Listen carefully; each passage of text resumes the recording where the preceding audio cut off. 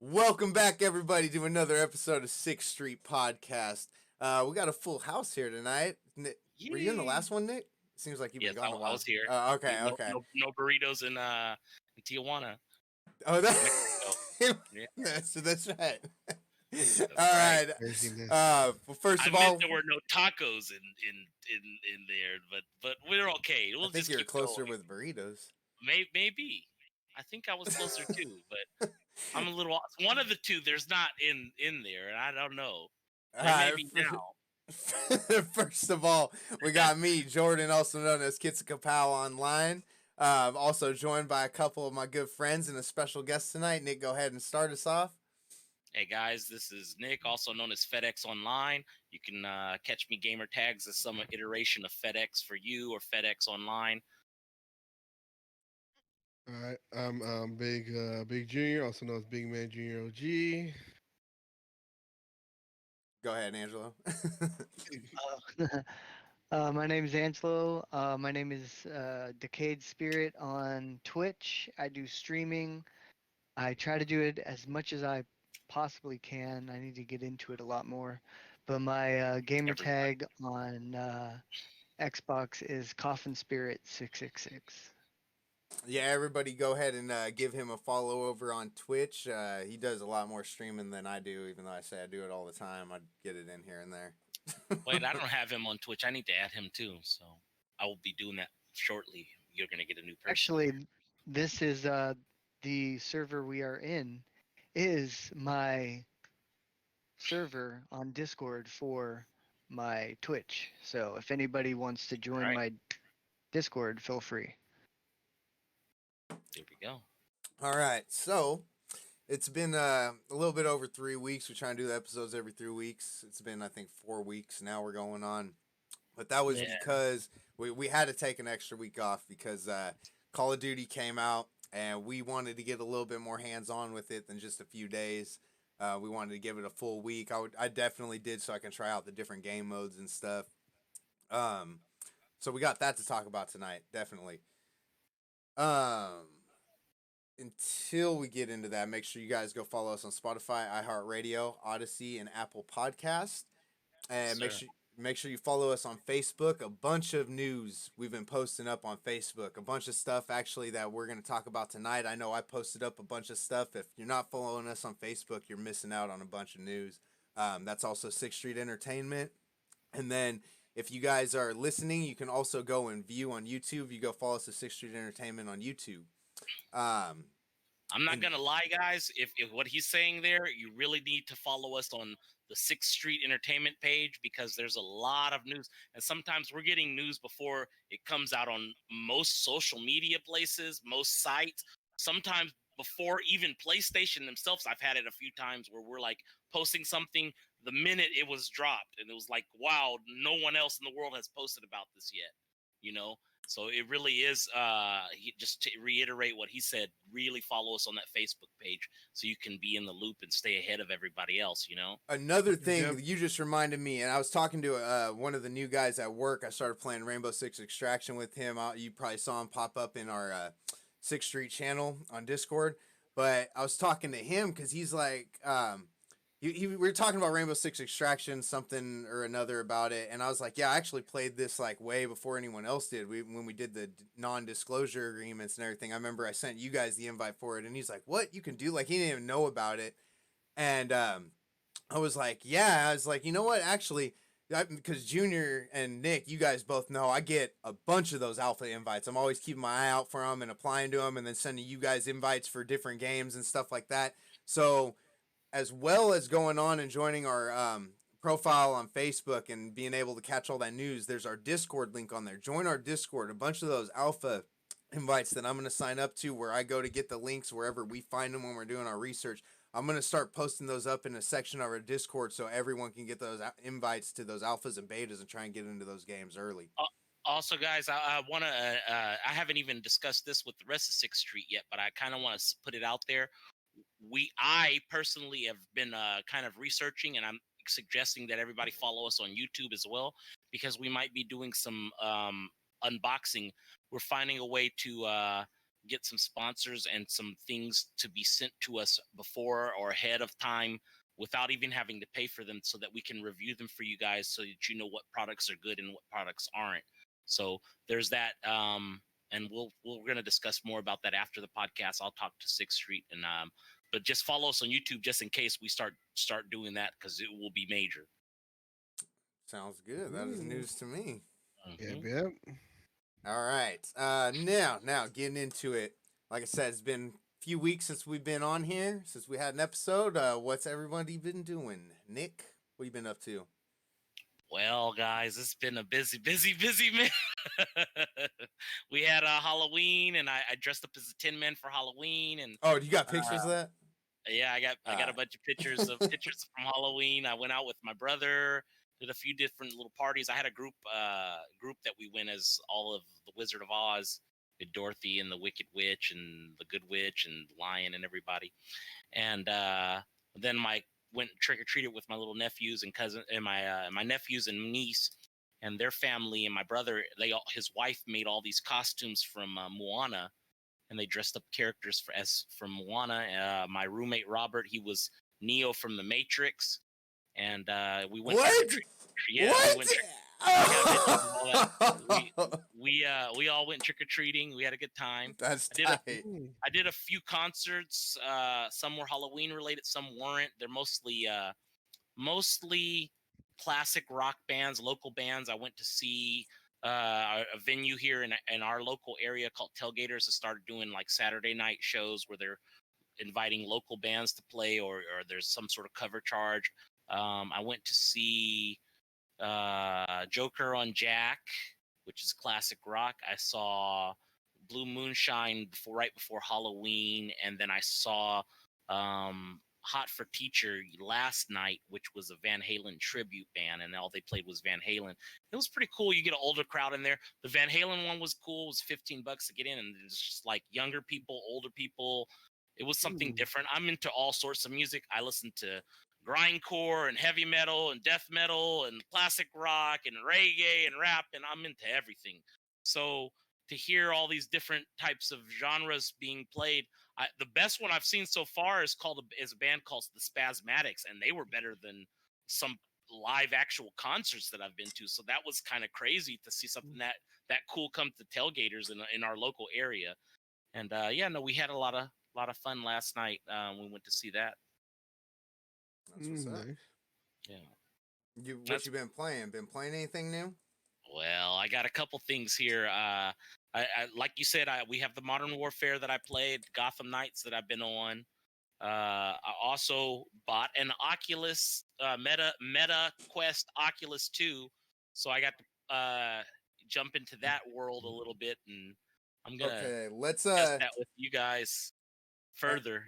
Are you waiting on the meta talk for the PC section? Yeah.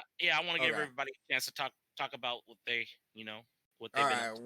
we're gonna wait on Call of Duty and Gotham Knights too. So if that's what you're jumping in on, then Junior, go ahead, because those are gonna be some big discussions. Yeah, same thing. Played Modern Warfare. I've seen our other buddy Tony play Gotham Knights. Then playing the Ghostbusters one. Then we were playing last night Chivalry 2. And what else have I been playing? What else have I been playing? I pretty much have been playing, and then just watch a couple animes I've been into. Some of the more episodes they've been putting out for them.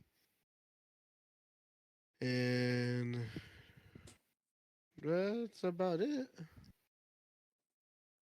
All right, Angelo, go ahead. I already know what one of yours is. Pretty much I've been playing a lot of Gotham Knights since it came out.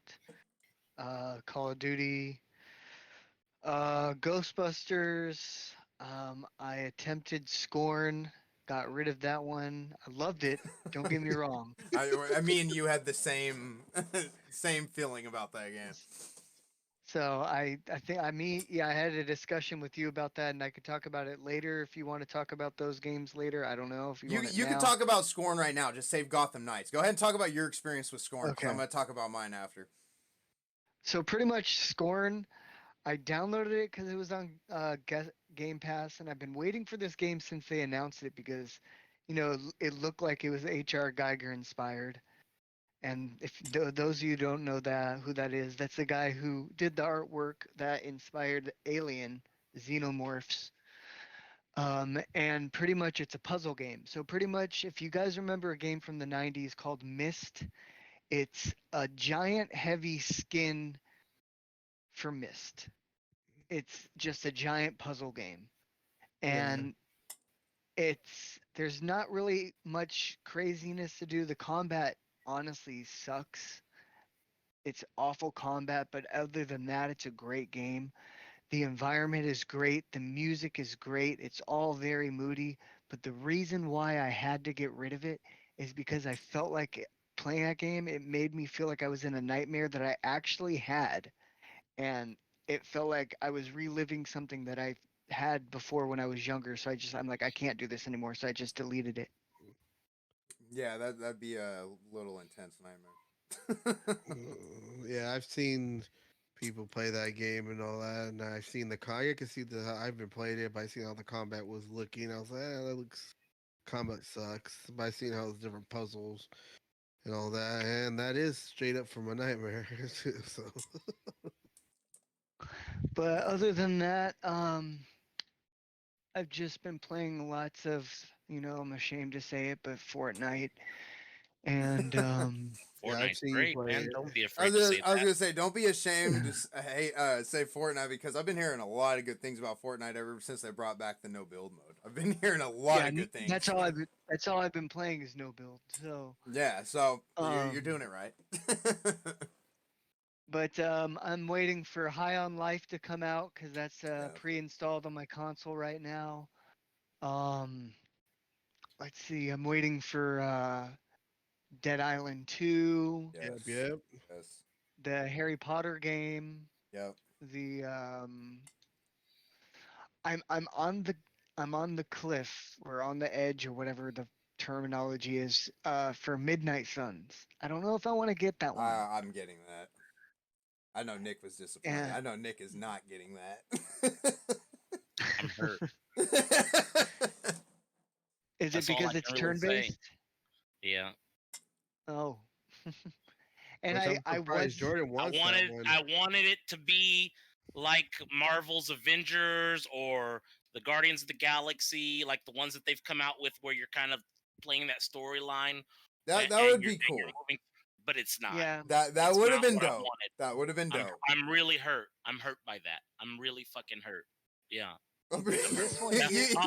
it's I can one of see my it in bigger your face. it really hurts.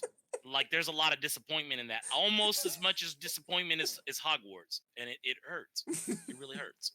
Oh, what's the disappointment of Hogwarts? Is it just Oh, footage? Oh boy. Oh boy. You're opening a can of worms here. I don't think we have Oh. enough time. We might need a whole nother podcast just for that. Oh Yep. man. I mean, the gist of it, the biggest thing for me for Hogwarts was that the multiplayer, there's no multiplayer. Oh yeah, I forgot about that. So when they first announced it, the way that they set it up was, oh, there are these characters and you see icons above their heads. Well, you're getting and into they made this. it I'm seem, gonna go to the bathroom real quick. I'll be back. I heard. Yeah, this. they made it seem from several different Viewpoints. conferences that that this game was going to be a multiplayer open world MMO where you're in like a 3D third person view.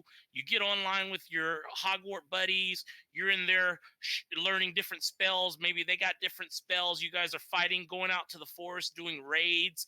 Like going into these different places, and you're going to be able to play Quidditch in your team, and you're going to play against other teams, and you're going to be at school learning spells, and you're going to become a higher wizard by doing this. And in the game, you could just keep growing and getting better and experiencing different things. No, that's not what it is. That hurts. That really hurt. And the second biggest disappointment was, it's not exclusive, so I did not need to buy a PlayStation 5 to play this game. That was the first biggest one, because they made it seem like, this is a PlayStation exclusive for PS5 only. It's a new gen, next gen console game, and it's made for next gen. Nope, it's not made for next gen console. Wait, It's made so for every console. originally you wanted a Xbox? No, I didn't have a PS5. I got a PS5 just for Hogwarts. Well, I mean, like if you knew that it was going to be on all the consoles, which one would have I didn't. you have button? I No, Would he's saying if you did knew. if I had have known prior, I would have. Yeah. I wouldn't have bought. I would have kept my PS4 in my computer, and I would have just got it on the PS4. Oh, okay. There was no reason for me to dish out $700 for a new console. There was no reason at all, so I could have saved my money. It's a little disappointing, because it felt like, for me, a lot of games are disappointing like that too, because they say, it looks like there's a lot of games that have been, and there was a big story that just broke recently, because I keep reiterating this. A lot of games are made for PS4 or Xbox, like older last gen consoles, and then they use ray tracing and upscaling to make them for next gen, which is not really a next gen game. It's this last gen game that they're making so that they can make more money. They're selling it on next gen console. They're not utilizing the actual next gen for that. Yeah. So Hogwarts is just one of those games, and the way that they portrayed it was like a huge, this is going to be groundbreaking type game. Like there's nothing like this out on the market, and no, there's lots of crap like that out on the market. I mean, it's cool. It's a cool game. Don't get me wrong. Cool idea, cool game. But if it was my game and I had a competing Hogwarts game, whose game you think is the one that I just described to you, or their game? Mine sounds better. Mine is a better Hogwarts, because you're actually living in Hogwarts and you're actually meeting up with your friends to do these things, and it's not, I mean, cool. Yeah. Single player is cool too sometimes. So, but it's not my forte. Yeah. Mm-hmm. Well, I was also going to say the Callisto Protocol. Yes. But I'm not going to get that either. I'm waiting for that. I'm waiting for Jordan to get it so I can watch him play it. I'm not going to get it anymore. I was going to get it till I saw this final preview, and they're like, oh, it's going to be pretty difficult, like a Souls game. And I'm like, okay, yeah, no. I already made a mistake of buying Elden Ring, and I got way too pissed off at that game, so I'm like, I'm not doing that again. I think I'll still probably get it, because it's too much like Dead Space, and I love fucking Dead Space so much. Yeah, I can't wait to watch Jordan do it. I can't wait for the remake of Dead Space too. That's another one that's another one that'll be good too. I got fucking. And then Atomic Heart. I can't wait for Atomic Heart. Atomic Heart. Yeah, I got news about that for later. Okay.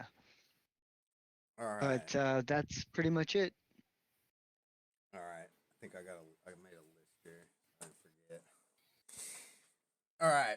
First and foremost, before Halloween, I was trying to. Well, we tried Ghostbusters. I streamed that.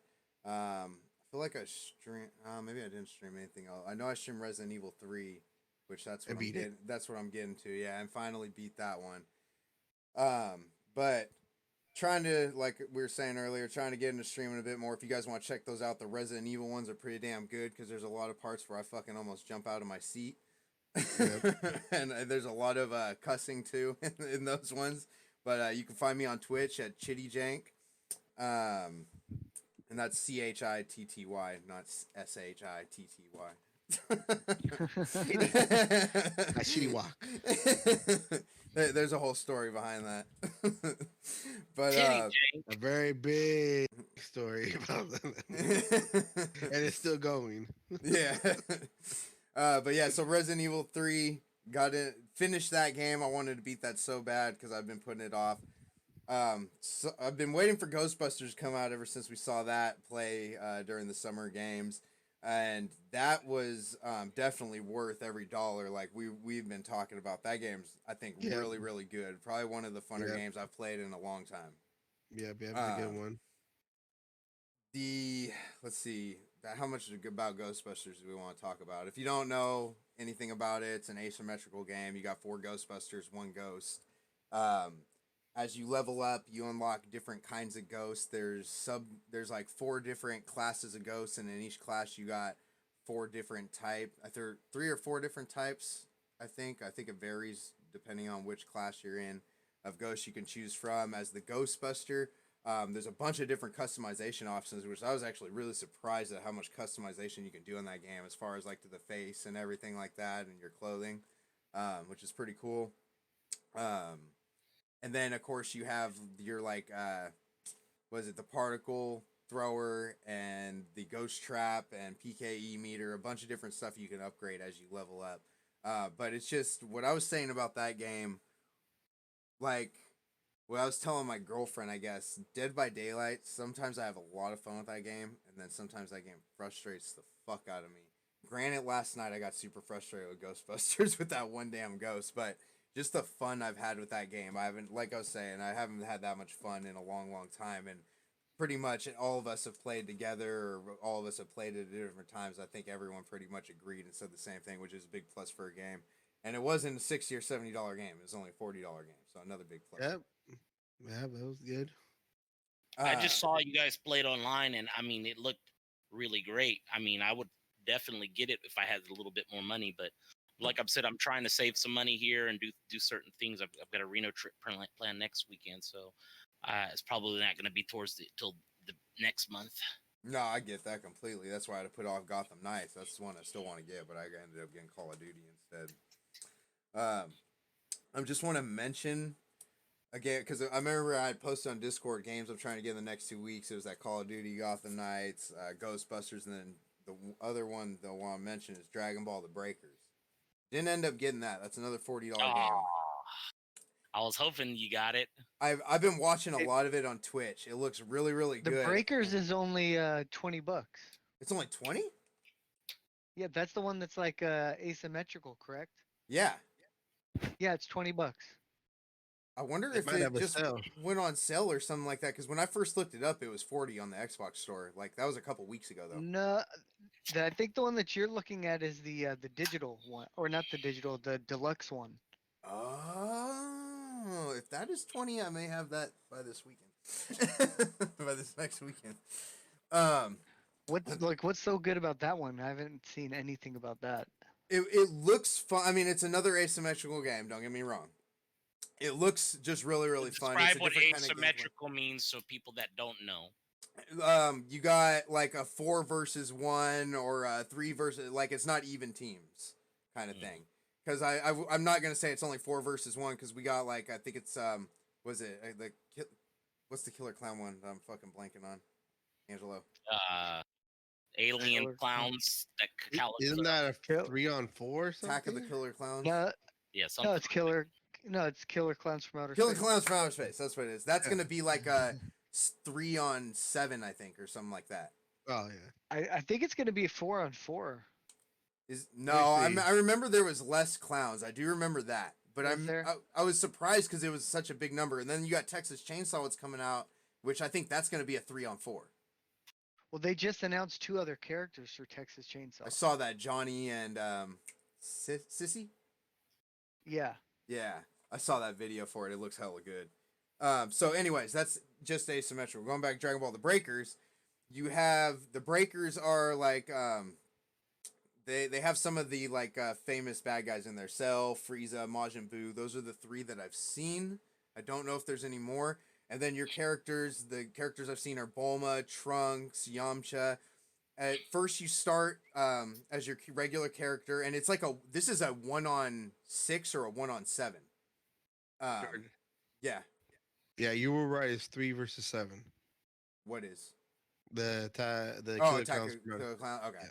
So this is the Dragon Ball is like a 1 versus 6 or 1 versus 7. If you're part of the 6, you're that Bulma, Yamcha, like the human side, and you go around trying to find power-ups. As you find power-ups, if you find enough, You can power your person up and go like Super Saiyan, and you can actually go up and fight one of the bad guys, whoever it is, and you can do damage to them. And one of the ways you can win is by killing them. Everyone finds power ups and starts attacking them and stuff. Some of the other things you can find are Dragon Balls, which if you get so many Dragon Balls, you can make a wish. I'm not sure what the wishes do. I haven't seen anyone get them on stream yet. And then you can also find, what are the other things? Oh, in the beginning, of course, it's like any asymmetrical game where you got to do objectives kind of to get to the end.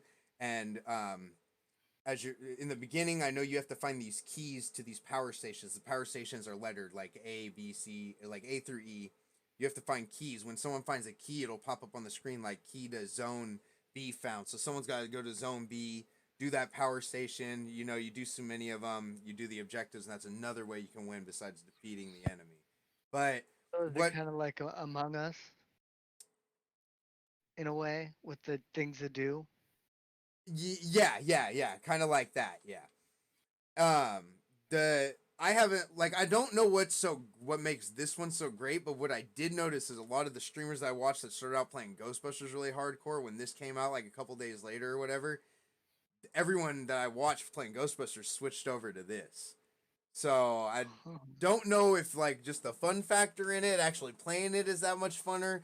I'd been watching it on Twitch. Honestly, Ghostbusters still looks funner to me. Like I said, I still am undecided if I'm gonna get it now because I'm still trying to play like Evil Dead a bunch. Another game I'm gonna talk about right now that I just got back into a whole shitload is Dead by Daylight. I've been playing that a bunch more recently. And then we have Ghostbusters. So I already have a ton of like ASIM games. I don't know if I feel like getting into another one. Anyways, going into Dead by Daylight, jump back into that. I actually started playing the Killer a bunch, just nonstop, trying to do that, and I've been having hella fun with that. Trying out different killers because at first I was only playing Survivor. So jump back into a bunch of that. Scorn, like I told Angelo, I got into that for like 10 minutes. That was a completely different game than what I thought it was going to be. I thought it was going to be more of like a Doom kind of game, and it ended up being to me more of like an Outlast, like puzzly kind of game. I don't know if I'm gonna sit back down with it again and give it another try or not. I'm still kind of undecided about that one.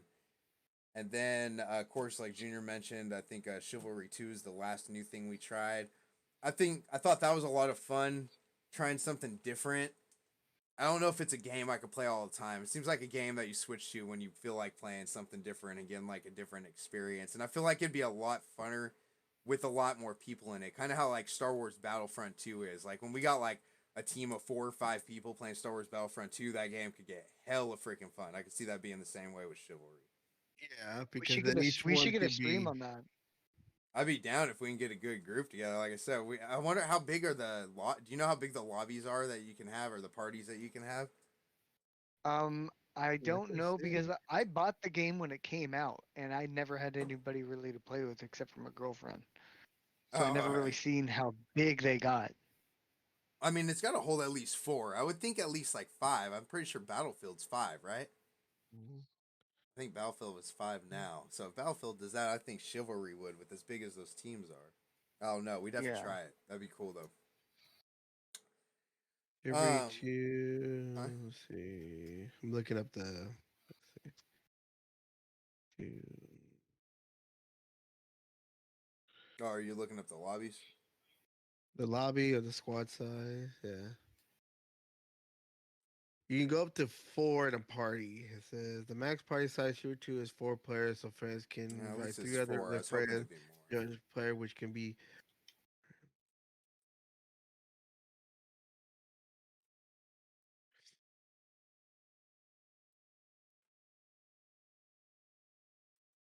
Yeah, because then each person could be. Yeah. One of the things, you know how there's the footman, the archer, the knight, and what was the other one? Oh yeah, I get what you're saying. The The classes. vanguard. Yeah, So each one, like I said, each one could be like that, that makes sense, I or guess. Um, all right. Well, next thing, the last 2 things we gotta get into for the news, we got Call of Duty and Gotham Knights. So I know we all got an opinion on Call of Duty. Nick and Angelo, let you guys take it away with Gotham Knights. Um. Oh. Well, how far into Gotham Knights are you, Nick? Well, okay, so I got it on release night. I started playing it with Tony. I played about 10 minutes that day, and I played another day, maybe another hour. I haven't put the game back in since Call of Duty came out. And for me, here's why. It seems pretty repetitive. It's a good story. The story is great, but the repetitiveness is killing me. It is daunting to hit the same buttons over and over and over and over and this is great action sequences. Driving through the city is great. I recommend it for anybody who's really, really into Batman and that storyline and like all that type of stuff. So when you're talking about hitting the same button, are you talking about like the combat sequences? Yeah. Doing the combat? Okay. Yeah. So just I mean, the combat is kind of it evolves at a certain point. You get certain point skills to up your character's combos and actions and things like that. But it's just kind of repetitive right now. And I was expecting a little. Here goes my expectations again. This one's a small one that was disappointment, and my disappointment was when I got the game. I'm like, oh shit, we're all gonna get online tonight. All four of us, we're gonna be able to. No, that's not fucking happening because you can only play with two people. I told you that though. And they all have to be on the same console. Oh shit! Damn. Like if you're with Xbox, you have to play with somebody on an Xbox. So it ain't crossplay. No, not it is cross. It's cross. It's cross gen. No, it's cross gen. It's not cross play. Not cross like platform. Yeah, right. So that sucks. And the 4-player is coming, but not till later. Well, it's next week. Is the 4-player though? So this is what I heard. I heard the story mode is only going to be 2-player period, and that the 4-player is supposed to be a different game mode. Is that the same? Yeah. I had no idea of that, but I do know that you don't start off being able to play. You got to play through the story mode a little bit to get into a multiplayer. Even I wasn't unlock the co-op. I wasn't even able to play with Tony that night when I hopped on. Yeah. I feel like it was that way with Dying Light though too. We played for quite a bit on our own before we were able to play multiplayer. Oh, long. Jordan Dick had to do it twice. Yeah, that's right. Bullshit. More disappointment. Why do we play these games? With why not? It seems ever since CrossGen we just can't. Are they stupid or they just can't get it right or like I don't get what the fucking problem is. Really, COVID happened. I understand. They gave everybody crossplay. COVID stopped happening. They took it away. That's that's not my problem. Get back to work. My problem is like it's like half-assed. Like, oh well, it is crossplay. What was it? What was the game that we got on PlayStation? It was Outriders. Fucking Outriders, man. Here we go. The bullshit. That's one of the first ones that I got that was crossplay, right? And it's okay. PS5, PS4, Xbox. Everybody can play together. But here's the catch. No, you can't talk to one another. Like, oh, okay. Why would you do that? Okay. Then they're like, oh well, yeah. Now we got another game, and you can play, but you can play with only people who are together. Oh, you can play, but everybody has to play on last gen version. Or you can play, but only people on Xbox and PC can communicate. The other people who are on PlayStation still cannot communicate. Oh, you can play together, but it's just like there's always a stipulation, and I don't get it. Why not? Why are we still having these problems? If I get it, Discord just came out on Xbox. Cool. PlayStation is slow, and I know we posted some things about that coming up. What's the delay, man? We should all be on Discord, or there should be some universal way for us to communicate on multiple consoles when we're doing crossplay. There should not be we can't play with you because you're on PlayStation anymore, or we can't play this. No, what? Why? Why are we in? This is 2022. We'll be 2023 in a month and a half. What the hell's going on? Yeah, blasphemy. What are we gonna wait till 2030 to figure this to figure crossplay out fully? It's not that hard. We could have figured this out 10 years ago, 20 years ago. Why is it this hard? Well, don't buy a Nintendo Switch. All their games, there's no game chat. You're gonna be hella mad. Don't buy a Stadia either. Well, you Can't buy a can't no Stadia. more. Yeah. Yeah. Well. So yeah, no, I don't get it, man. It's Same here. can't get it together. Get it together, guys. Just delay the games. Just keep delaying the games so you get the crossplay together. How about that? I'll take a L. Okay, just don't release the game on the deadline that you got until you've got it set that this crossplay is going to work. I really ain't even as mad at the crossplay because of the Dying Light 2 situation. With the Dying Light 2 was the most bullshit if you're gonna thing I ever had. You're gonna come out with a game during a period where it's going into a new generation of console, make sure you can transfer your save data from PS4 to PS5 or Xbox One to Series X. Oh, I heard that's coming soon too for Dying Light. Oh, too little, too late. Too little, too late. What, a year later? Yeah. Over a year later? Like Cyberpunk when they were doing all that bullshit. They're like, oh, now we're gonna fix the game. Hey, honestly, Cyberpunk's pretty good now. It got me back into it though. A year later? No, I've been playing it like throughout the summer. Okay. Yeah, and then you beat it without since before you beat it. Yeah, I've been playing it since before Edge Runners came out, and I heard the Edge Runner stuff and it's really good. That's all I've been hearing. So I haven't even touched that yet. Actually, Angelo, didn't you play the Edge Runner stuff? I didn't play the Edge Runner part yet. All right. Where are we at? That was Gotham Knight. Gotham Knight. No, Angelo didn't. Wait, did you talk about it? No. All right, yeah. That was all Nick. All right, Angelo, what's your take? So, I like the game. I've been playing it since it came out. And I do like the whole fact that you have all of Gotham and you just go out and do as much crime fighting as possible. If you miss out on a crime, that's it. You missed out on it. It's done. It's over with. It's over. And I like that. It's like the troubles of trying to figure out how to balance the crimes that you're trying to fight. And I haven't tried co-op yet because fight sequence is repetitive. No, I don't really mind that. It just because I like that automatic fight stuff. Because I play for the theatrics a lot too. Sometimes I play for the gameplay, and then sometimes that makes a difference. That's what I was saying. If you're really into the Batman cinema and you're wanting that storyline, then it's definitely a game for somebody who's into that theatrical.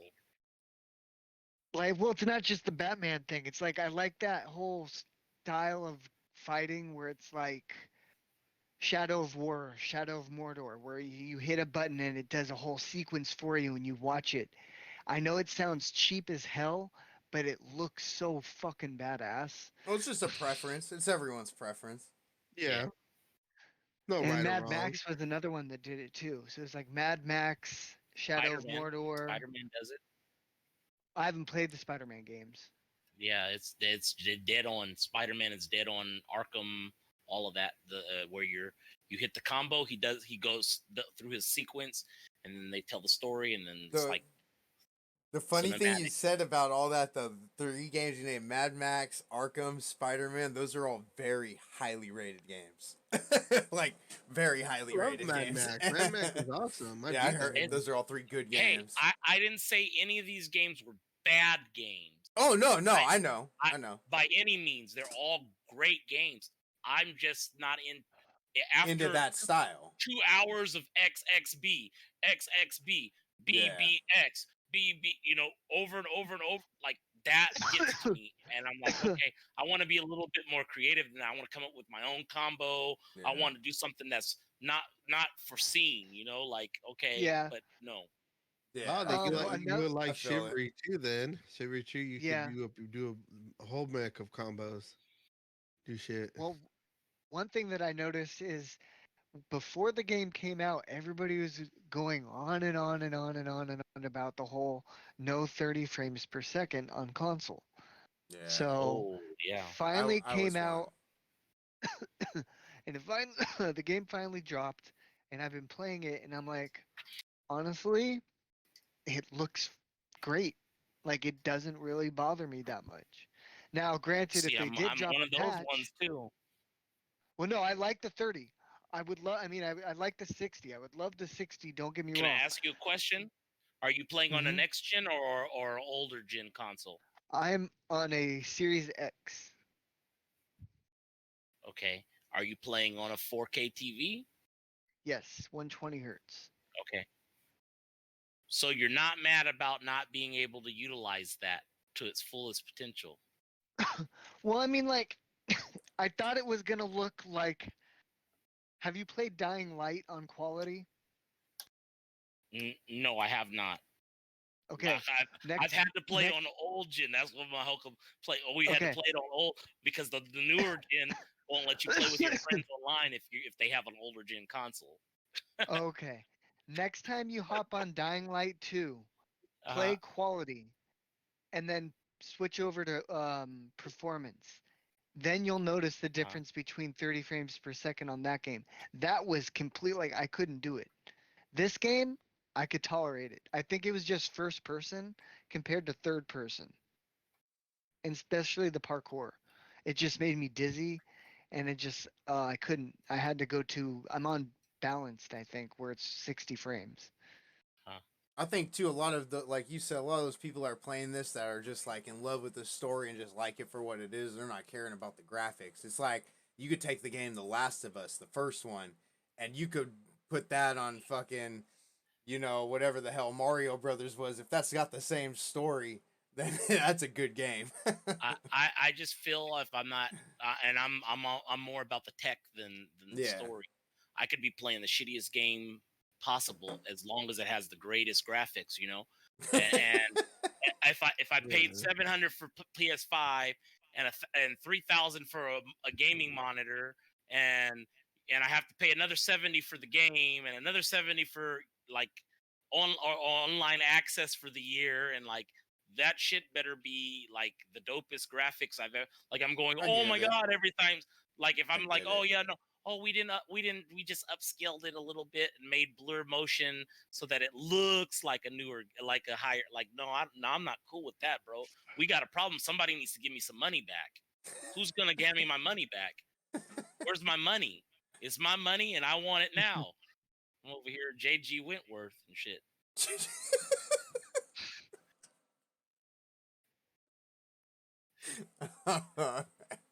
So I don't know, man.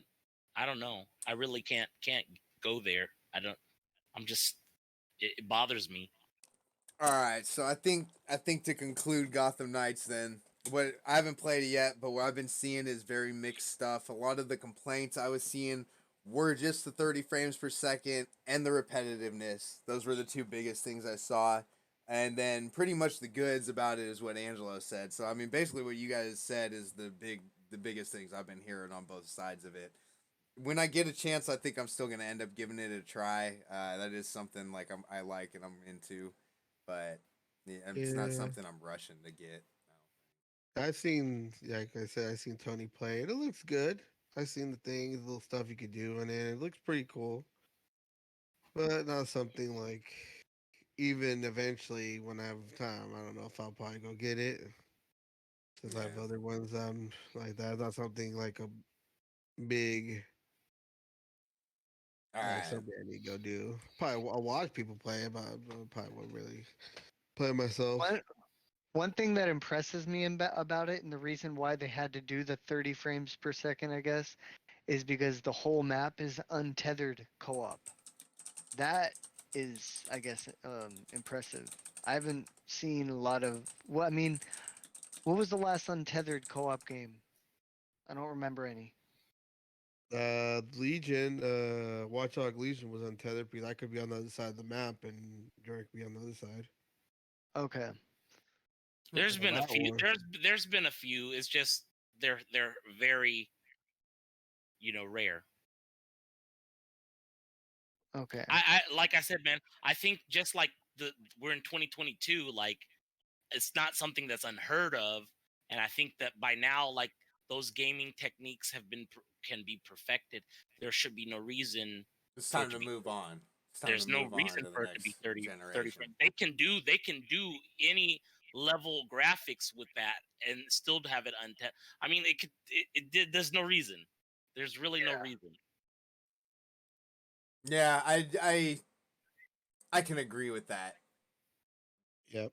In this day and age, if the games, if the story and everything else is good enough to back it up, I don't care. But I can agree with the comment about the 30 frames per second for sure. There's no reason. I'll just keep my PS4 and my 1080p TV from 1990, whatever, and I'll just keep gaming with that. I honestly, let me tell you, and that's this. You guys probably didn't even hear about this. My Sony TV that I just purchased last year burned out. 1 year, Really? Yeah, it burned out. you told me It about had that. circles on the screen when I came home from vacation one day, and then 2 circles, and then 3 circles, and lines up and down. And literally, this is September, the beginning of September. They told me that my manufacturer's warranty went out in August. So I lost out by a few days on my manufacturer's warranty. This day and And age, there's no excuse. the TV I had is brand new. It was not only was it the highest quality that you can get on a TV right now in 4K, but it also did the HDMI 2.1, which was compatible with all next gen consoles. Most TVs don't have the 2.1. And for that thing to burn out in 1 year, there's No something excuse. not right there, man. Because I went and got a $50 Sharp 45-inch TV in my room with the sound bar built into it, and the guys had this TV for like 15 years and he has no problems, and now I've got it for $50 and it looks great. You wouldn't even know if I told you this was a 4K TV and somebody didn't know. They'd come in my room and go, damn, that's a nice TV. It I'm gonna looks have to like come 4K. check it That's how out. crisp it looks. Yeah.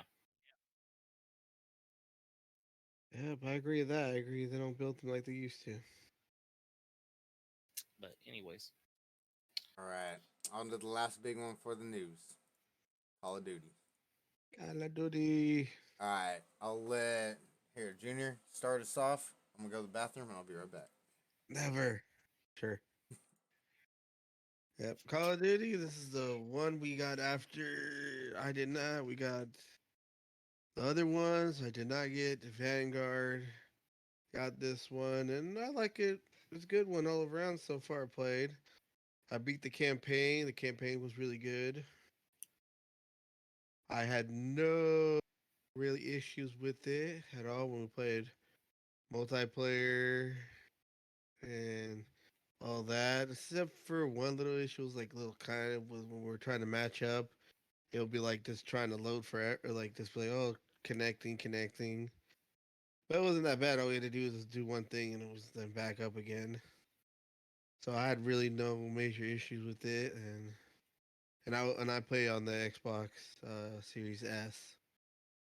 Had no major issues, nothing like that.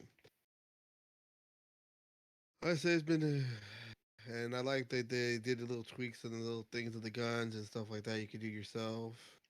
So I like it all around. All right, you Nick? well, Angelo, did you play it at all? Yeah, he has. Yeah, I got it. Let Angelo talk about it, man. Yeah. Well, I haven't played too much of it because I've been playing a lot more of the Gotham Knights and then playing a lot more Fortnite with my girlfriend and stuff. Yeah. I'm on the sniper level in the campaign, and I hate it because I suck at sniping. That's Oh, you like my talking about where weakness. you're with Captain Price and you're in the ghillie suits? Yes. I Oh my was. God. That's easy. I went through that. Yeah, like because sniping is my weakness, and but other than that, the camp or the multiplayer is a lot of fun. Like I didn't get Vanguard, I got Cold War. That was my last one, Yeah. and It's just a lot more fun, a lot more smoother. I like Invasion for some reason. It just feels like hectic, and I like that. I haven't played And that then, mode yet. yeah, it just I didn't know what it was. I was just like, what the hell is this? I'd like to see what it was, and I looked it up online. All it is it's just team deathmatch with 20 on 20 plus another 20 on 20 bots added to the team. So Ooh. it's like it's 40 on 40. Yeah, that's a big old. So And huh? you played that online? Yeah. Yeah. Okay. And I played Ground War a lot. That's just like playing Battlefield pretty much. You guys all might know that from the other Yeah, previous Call of Duty games. yeah. Um, haven't really touched the other multiplayer modes that much. But the thing that I thought was really, really cool that they added to this is whenever you spawn in on a helicopter, instead of just being in a seat and you're just looking at it from the third person view on the outside of the helicopter, you're actually on the inside of the helicopter free running around.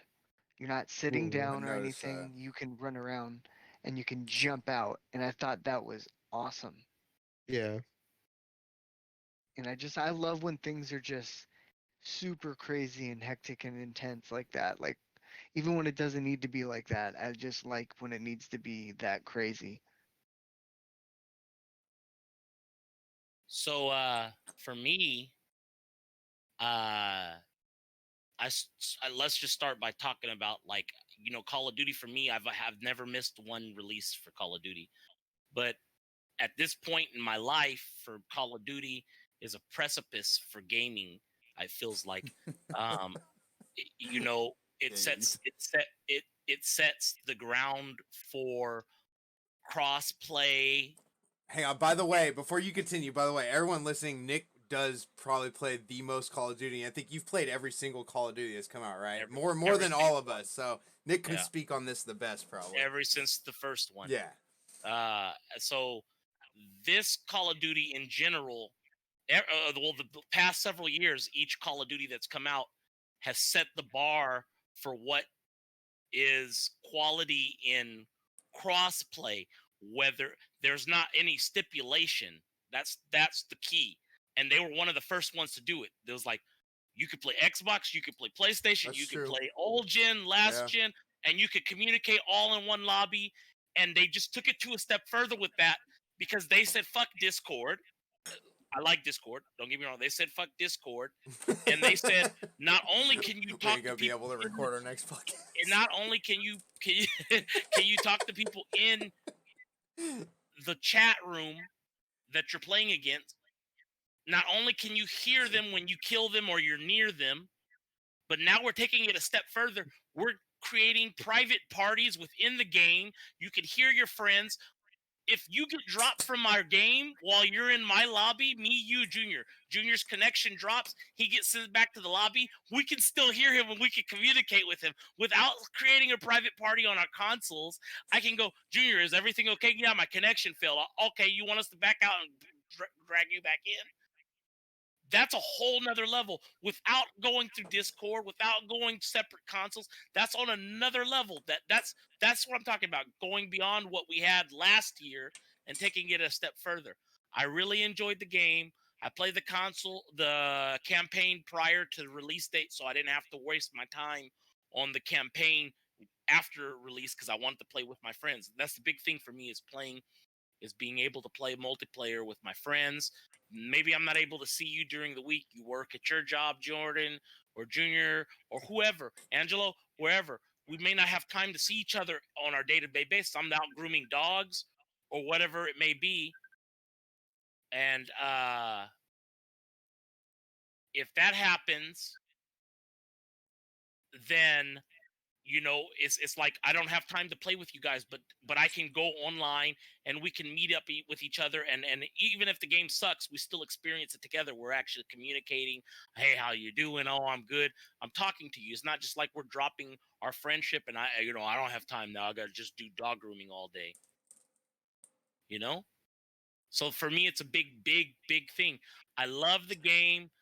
The first time I played with Jordan and Helen online, and we had a lot of issues um, with me being able to connect. They fixed those bugs the very next day, so I haven't had an issue with being dropped or anything like that. The biggest issue I had is microphone issues with people with PC. Connecting with microphones is still an issue, and I tried to reiterate to Josh, because your cousin Tony, I played with him, and I he want to had talk a about Tony's, yeah. big issue Yeah, I know. with the June, microphone. yeah. And I just recommend, here's the problem with getting it on PC. It's wonderful, but at the same time, if you have an issue and it's localized, if it's your issue, Activision is not making time to fix an error on your computer. If I have a problem on a console, it's not localized, and they are going to eventually, next week, tomorrow, are going to put out a patch that's going to correct whatever error that is, and you will be able to play that game again without that issue. What was another big thing that I liked about this game?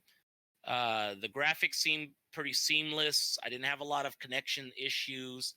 The only dislike that I had was another microphone issue. When you're hitting that center bar on PlayStation and you go to tap square to respawn, if you're checking your score and respawning at the same time, you mute everybody, and you constantly are going, damn, I muted you. Oh, damn, I'm sorry, I muted you. Damn, I'm sorry.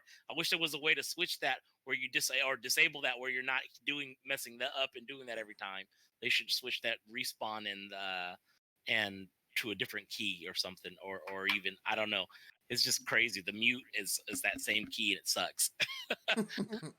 But other than that, it's a great game. I've had nothing but a good time on it, and I played with Magic, my buddy Magic. I played with Tony. I played with you and Helen, and I also played the game mode that Angelo was talking about, where there's like 40, The like invasion? 40, yeah, where I there's, want to and get I on was that. like, I want what to the get on hell's that. going on? There's all these robots running around, and you're killing That's all like these. Enlisted, Junior. Well, yeah, it was crazy, and I was Yeah. taking them out. I was like, man, I'm just dropping people left and right here.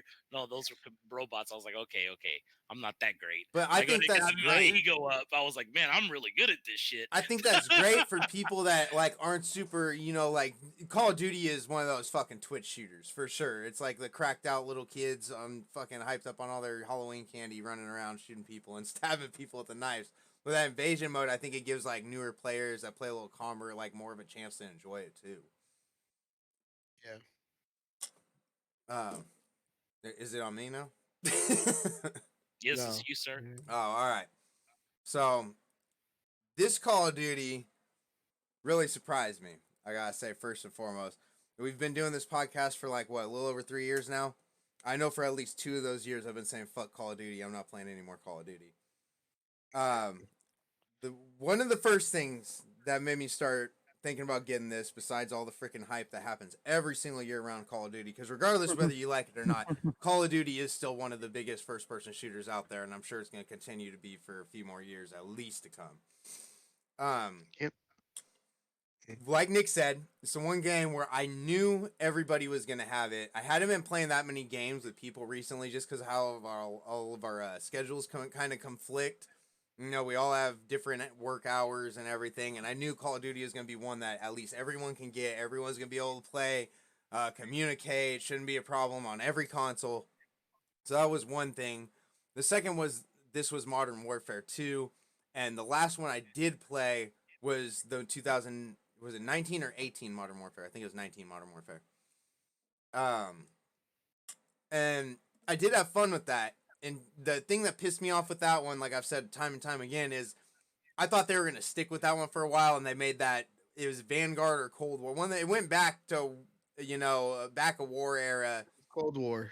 then the Vanguard. Old War, yeah. And I thought, I had put money into it, buying stuff, and then it just switched, and I was like, man, all that money and time I spend in this game is going to a new one next year, and I got pissed, and I was like, screw that, screw Call of Duty. So going back to this one, I was like, screw it, I'm gonna pre-order, at least jump into the campaign and see how that is, because I did, since the Call of Duty 4 Modern Warfare back in like 2007, 6. It had a good story. That story was fucking good. Even the old Modern Warfare 2, that was 2009, that story was good. I want to check this one out. I started playing this. I will not say I don't think it's as good as those original Modern Warfares, but I think those are hard to beat. This story, I would say, is still very good. I'm more than halfway through it. I'm probably close to 75%, so I haven't beaten it yet. What I could say, what I have played about it, it's very good. On the campaign, what I've seen review-wise, very, very mixed reviews. And I'd say it's like 50-50. I hear people saying it's very bad or very good. It's not like an in-between. It's bad or it's good, period, is what I've been seeing. My opinion, I think it's pretty good. Definitely worth playing. Yep.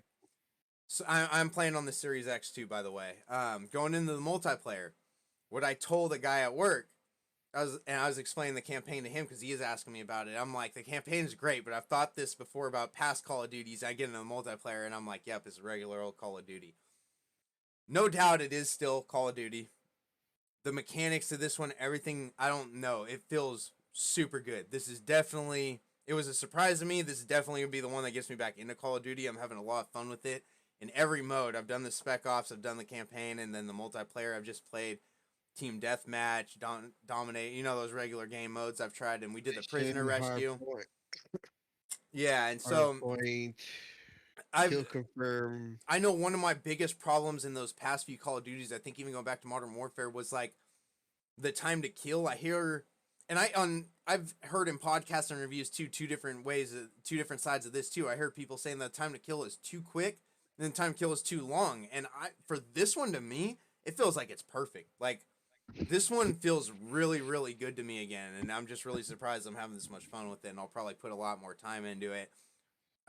Once I set aside some of those asymmetrical games I've been getting into that we talked about, but I am enjoying this one a lot, definitely. As far as playing it on Xbox, I've had no bugs, no problems, nothing at all with it. The couple problems that we have had, Nick was on PS5, it was a mic problem one night. We fixed it after like 10 minutes. It wasn't an issue after that at all, so I don't think it was too big. I know Tony on PC had some big problems with it as far as crashing. And then from what you guys are saying, mic problems too, I guess. Nick? Yep. Yeah, so that's my major thing was the mic issues. Like I said, it's some sort of error bug for PC only. I haven't heard of anybody else having that issue. And then the other one was having that X. On PlayStation, it's a square button, and if you know how you die, you check your score, how many kills you got, and then you hit X. You have to hit X to respawn. So if you still have that menu open and you hit X to respawn, it ends up muting everybody, and then you don't realize you muted them, and you respawn, and you're like, oh, I didn't hear my team. I can't hear you guys. What the fuck's going on? I have a theory about the PC problems because I've seen it with just Tony so far, really. My theory is Tony is like pretty close to the minimum requirements, and I believe if you're playing a game like Call of Duty at the minimum requirements, it's not going to play very efficiently because that's a game doing a lot. You think it's his video card? I just think it's this computer altogether. I think it needs it's time for an upgrade. Was he running a Core 7 or Core 5? Well, I think his video card's lower, and I think his power supply. If he upgrades his video card, he's going to have to upgrade his power supply. And his processor, I think, is good. I think he's got an i7 or an i9. Okay. I think his processor was the one beat us all in it. Yeah, but I think his video card's a little bit lower, and I think he's just... that's my theory. I might be wrong, but you see people online streaming Call of Duty, and they're not really having mic issues and stuff like that. Granted, some of those streamers got like $5,000 computers, so... Yeah, I'm about to come into a little bit of money myself, and I'm gonna be upgrading to a Core 9 and a probably a 4090 if I can. Oh, that's what's up. if I can find one. And That's I mean, what's up. I'll be either reselling this 2080, which is my 2080. I was looking at like speed tests and video quality tests, and they're saying this 2080 Ti, the Founder editions, are just as equivalent as a 3070. So I don't see why. I mean, like they're still selling for $1,000 online right now. So, and that's just a heads up to anybody listening. Anybody want to message us and interested in a 2080 Ti Founders Edition? Just saying. All right, but so yeah, going back Call of Duty or finishing off Call of Duty, those are the only issues I've seen with it so far on Xbox. It's been running great though. Like I said, I don't have any complaints There there. was one. It was that connection issue for a second. Remember Mine? when we were playing? Remember you, me, and Tony? How would they be the same connecting, and we had to switch party leader and then fix it? Oh, I mean that was so minor, I forgot about it already. Honestly. Yeah, I know, but still, that was one. like tiny, but still. Yeah, I don't even know what caused that. Yeah, minor connection issues just getting in the game. All we did was promote a different party leader and it connected right away. So I don't really think of that as game breaking. It was the same issue with me, Tony, and Magic. We had a little issue trying to connect him to the party and keep him in the party. So what we would have to do was allow him to be the party leader and just invite us. So it was kind of the same situation. Yeah, but he would crash. I was watching. He would just completely crash. Damn. And he would have to come back again. All right. I know we're about to get off Call of Duty. I have a few more little small things to say. We were talking about bugs, and I know that a big thing that most people were having, if you're interested in this game, there was a ping option at when they first released the game on release night, and then all of a sudden the ping was no longer. Yeah, I saw that. I noticed that. So the reason that was because there was some sort of script error, and that people were using the ping to hack into walls and to shoot people through walls. Oh, so that's what happened. Activision disabled the ping for now until they can fix that issue. Well, me and Helen were just playing yesterday, and on Spec Ops, I was like, "Oh, the ping's back." We were able to ping on Spec Ops yesterday, so I don't know if they put it back or if it's just in Spec Ops. Well, maybe they took it out of multiplayer. I don't know. People were cheating with it, so that makes sense. Also, they removed family share from Steam for a little bit, and I'm not exactly sure why they did the family share. That. I don't know but why.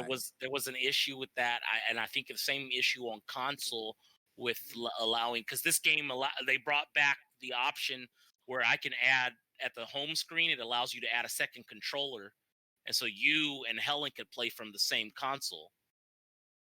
And if you had a TV and a monitor right next to each other, you could do dual screen and have one screen your game and one screen her game. So that's a cool option. That's pretty cool. Yeah. All right. Well, that does Call of Duty. Yep. All right. We're getting into the news then. All right. You guys got Nick Jr. You guys got quick hits and bits and pieces? I got a few little ones here. Let's see what go ahead and start us. I'll be right back. I got beer going through me. So I just want to talk about where the heck is it? Drew, you go ahead, man, because I'm still looking here to find out where I have it all out of order. Go ahead. I have really. I got one, really. It's about Atomic Heart, the surreal first-person action RPG from Moscow-based developer Mudfish. That was already announced in 2018. They made a new trailer featuring a disorienting montage with a strange retro futuristic imagery and fast-paced action. The release date they have is on February 21st of 2023. This is from PC Gamer. It was either PC Gamer or Polygon.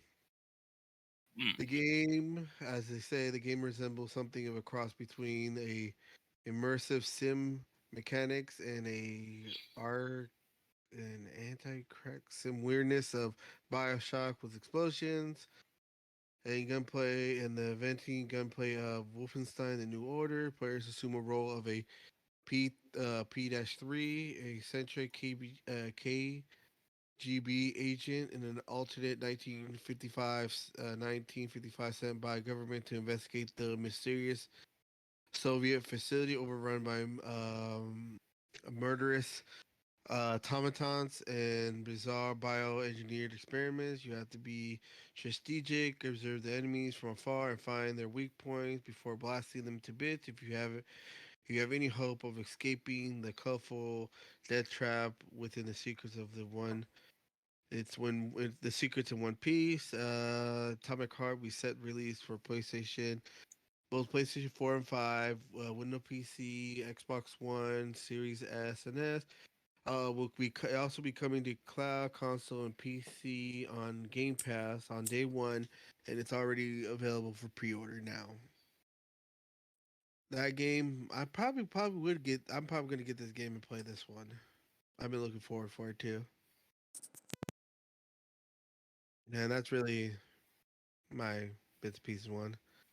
I'm looking forward to that one. Yeah, I've seen it a long time ago, and then I was like, seemed interesting. It's like a Russian Bioshock. Yeah, Yeah. that's what I like about it. Yeah, and it's on Game Pass. Yep. That's what you can say. And Dark Tide's coming out soon. Not on console just yet, but on PC, and that's on Game Pass. That comes out November 30th. Probably got Yeah, that on I'm PC. also looking forward to that too. When I saw the first time they previewed that thing, I was like, "Oh yeah!" Yeah, I It remember. looks so good. And I'm not sure, but you already remember Vermintide? Yeah, well, of course I It's remember. yeah. I'm just making sure. Just saying, it's free right now on Steam. I think it's still free right now on Steam. Well, I won't get. I mean, I got it on Xbox. I won't get it on Steam probably. I know. I just got it right there because I just saw. I was like, I'll just get it. Something to get since it was just there. I heard it's much better on PC. No, I wouldn't be surprised. I could see that. I just I've already put all my time and effort into it on freaking Xbox. I don't feel like restarting that. Oh, no, that Yeah. restart that thing. Yeah, from that no. That no. Anyone else? That was my. I just have one quick hit and one miscellaneous. Go ahead. So my quick hit is Netflix recently just announced that they're gonna start charging a fee for password sharing. They haven't really disclosed what that. I'm not aware that they've disclosed it, but they recently disclosed that they're going to charge a fee and that it's going to be close to that of just getting your own subscription because there's so many people sharing with numerous family members. I think I share Netflix with my brothers. My Everyone brother's does it. his father-in-law has Netflix, and we have my brother, his wife, her sister. The kids have their own account. The mother-in-law has an account. The brother-in-law who lives in Tracy has an account, and I'm on the account. So it kind of only makes sense that they do that to get their money, but they're also trying to just screw people over. Netflix has enough money with trying to charge more money. Yeah, they're making their own game industry now too. They have enough. Yeah, money. we'll see how that goes with Stadia. But yeah, that's my only quick hit. I just have a miscellaneous after that. Me All too. All right, I got a few quick hits here, quite a few. All right, I know we've mentioned before about Kojima going to be making a new game that's also going to be some like crazy different thing how Death Stranding was. So there's an article that popped up. I saw about that, and this was off IGN, November 2nd, fairly recent. Hideo Kojima says one of his new games is almost like a new medium. So again, we've talked about before. A lot of people, I'm sure, have seen by now. I think a medium they're talking about trying to turn into a TV show. I've heard it's surprising to me that it's gonna be like that because I've heard a really a lot of bad things about the medium. So I don't have any doubts in Kojima. That's for sure. We'll just have to wait and see what more information comes out about this. Yeah, You know, that's I've true. heard one good thing about the medium, and maybe that's the aspect they're trying to pull from it, is the two screens in one gameplay, That's what and I'm that's the hoping one it thing just that it is. gets.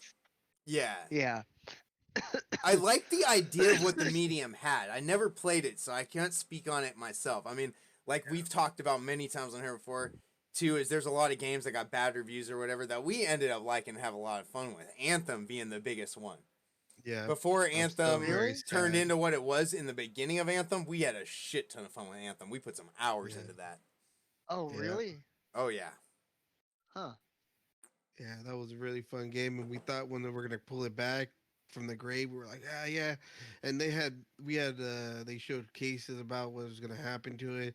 Everything looked like it was gonna come just turn around, and then they went, nope, sorry, Yeah, I mean not doing honestly, it. after they confirmed that it wasn't going anywhere, yeah, that game was dead to me. But when there was still hope, that yeah, we were having a lot of fun with it. We were playing it like daily. Yeah, doing the different strongholds and doing them harder and shit Yeah. like that. Okay, anyways, next one up here we got CD Projekt Red announces a remake of Witcher in Unreal Engine 5. Had to put that one in there because Witcher's so damn big and it's coming into Unreal Engine 5, which is one of the newest engines coming out. And that might be the. I always said I wasn't going to go back to Witcher because I felt like it was a little outdated, regardless of how good people said the story and everything was. But I feel like Unreal Engine 5 is going to really update it. This might be what gets me into playing that. Next one, quick mention. Those people playing Rainbow Six Extraction. I know we play that a bunch, but since a couple new games have come out, I haven't gotten a chance to do it. New Crisis event came out called After Effect for that. I'll put that trailer up onto the Facebook. Next one we got is since we've been gone, the Evil Dead update came out, Hell to the King. That trailer's out, which came with a new character, which is the blacksmith. We'll get that one up onto the Facebook. Another one that I just saw yesterday, I believe. I don't know if you've seen this, Angelo. The next killer for Dead by Daylight's coming out, The Night. Oh, And no. there's actually test server gameplay up. I watched that this morning on him too, and he looks like he's gonna be a bitch to face. It looks pretty Really? sick though. The only thing that kind of discouraged me about it right before we started this, I got an alert on one of my game sites on my phone that said that this was the least liked killer coming and it's going to be the least bought. And I don't see how, because when I saw the test server footage of it, it's up on YouTube. You can find it on there, everyone listening. It looks like he's going to be pretty sick. It looks like he's going to be fun to play as. Yeah, probably fun to Hmm. play as, but not fun to be against. Yeah, the update's going to be called Forged in Fog.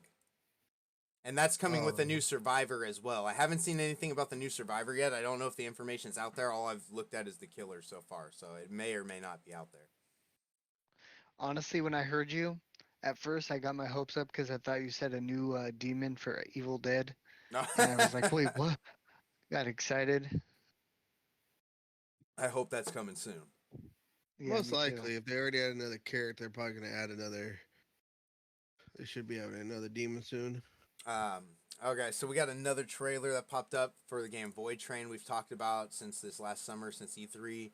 That one got a new Void Train. trailer on October 27th, so I'll put that one up. All four of those last trailers I just talked about will be up, including this next video as well. Video you guys just watched before we started. A game called Level Zero coming out. So we've been talking a lot about asymmetrical games, and they're saying this is off IGN. They're saying it looks like a Dead by Daylight meets Alien Isolation. This looks like it's going to be a fun asymmetrical game to play. It looks like it's going to be a 4-on-1. The 4 being your 4 like astronauts, and then the 1 being an alien roaming around one of the levels that they showed in the video is the space station. Apparently, I'm pretty sure it said they're going to have 3 levels at launch. I believe it's going to be coming sometime next year, but they show gameplay of it in the video, show how it's going to go, some of the different, I guess you can call them weapons you can use against them, which weapons in this case Just are light in tools. this game. Yeah, tools, there you Tools. go. It's going to be light in this game. and it looks like this one looks like is actually going to be pretty scary. Angelo, you like those jump scare asymmetrical games? This looks like the one. Definitely. Okay. This Well, one looks like is it it could be scary as PC or shit. is it console? I want to say it's going to be coming to PC and consoles. At the end of the trailer, I believe it says, and I think that's when it says next Okay. year too. But this one looks good. It looks very, very good. Yeah, I seen it when I've seen it before we started. It looks good.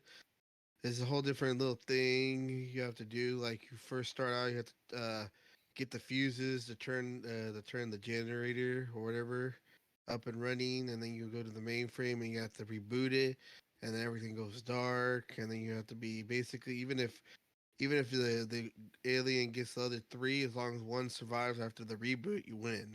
So it's Yeah. not like that. That So sounds sick. yeah, it was like that, and Actually, here I'll just read let me just read the first couple paragraphs right here. So, Level Zero is an asymmetric multiplayer survival horror game that looks as if Dead by Daylight and Alien Isolation were thrown into a blender, potentially in the very best of ways. It's that classic story of a science expedition gone wrong. Teamwork is everything. Of course, as four scientists fight to survive against two powerful monsters in a PvP showdown. Wait, that says two powerful monsters. This might be a 2v4. Developer Ooh. Dog Howl Games recently invited me to a hands-off preview, and so far I'm feeling optimistic.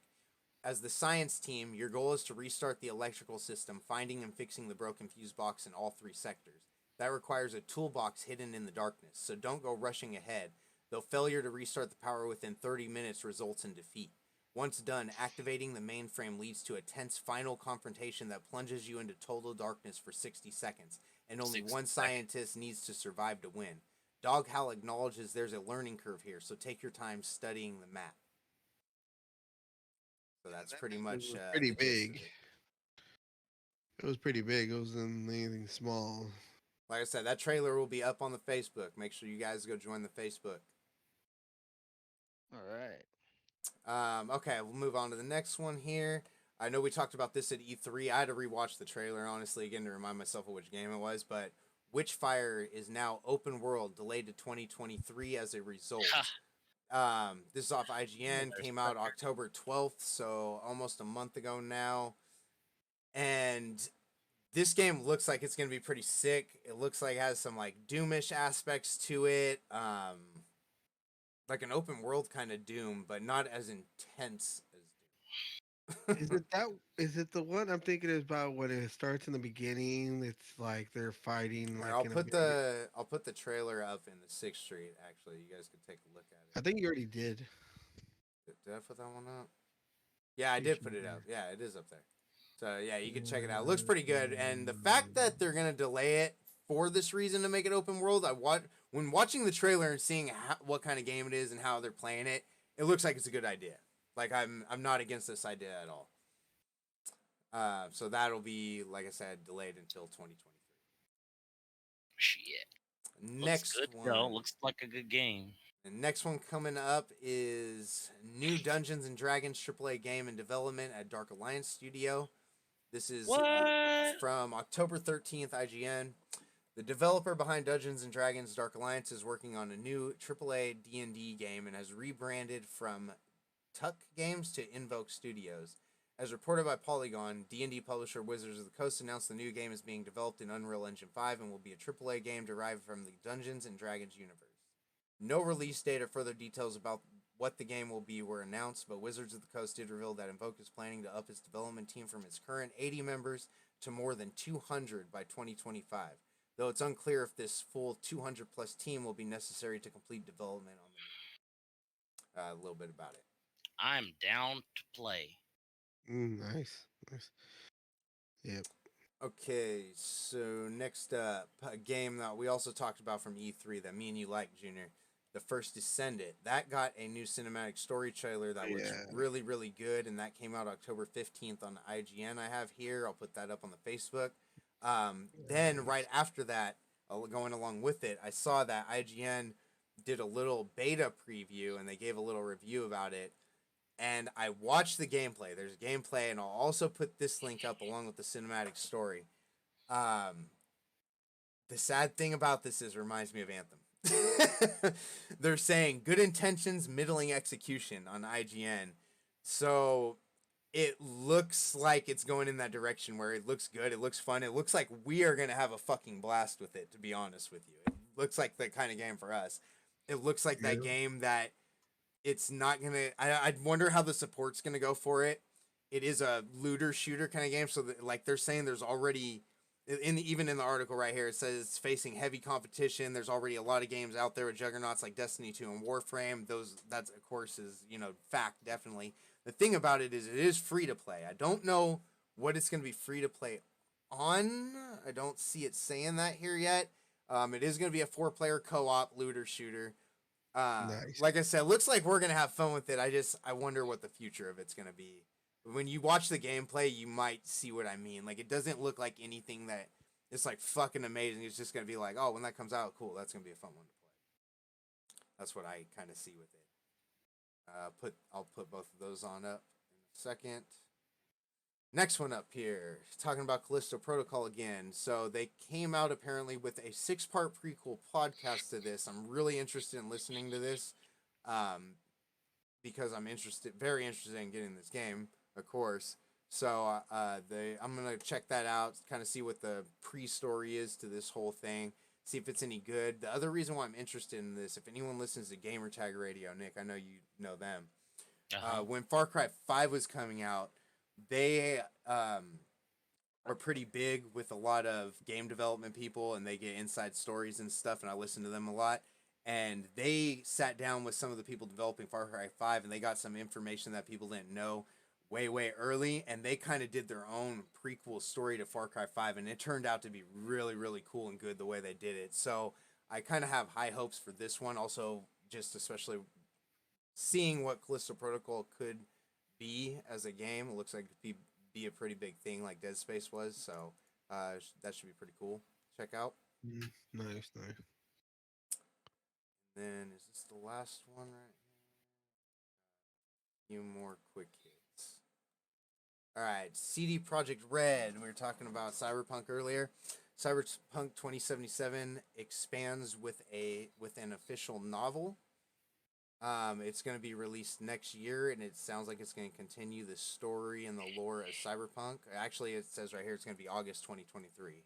So still got a ways for that, but people interested in that, look forward to it. And then talking about Warhammer again, Magic the Gathering and Warhammer 40,000 did a crossover in the cards. I thought that was pretty cool. That's something I kind of want to check out and see if I can get my hands on it for all the card collectors of Magic the Gathering. Oh yeah, I seen that. Remember we saw, I know Nick said he wasn't touching this game with 10-foot stick, the Chant. They came out with the gameplay for the Chant. Honestly, it looks like creepy as fuck game. It looks like a game I'm definitely into, and definitely looks like a streamable game. I'll save that one and put that one up on the Facebook there too for people to check out. New mobile oh, speaking of mobile games, weren't you going to talk about Marvel Snap? I'm playing it right now.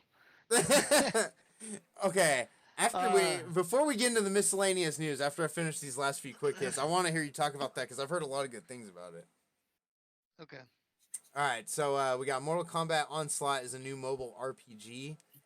This is off IGN October 18th. Warner Brothers Games has announced Mortal Kombat Onslaught, a mobile RPG featuring a cinematic story set to arrive in 2023. Onslaught will feature a vast roster of Mortal Kombat characters that players can collect and unleash against enemies in real-time group battles.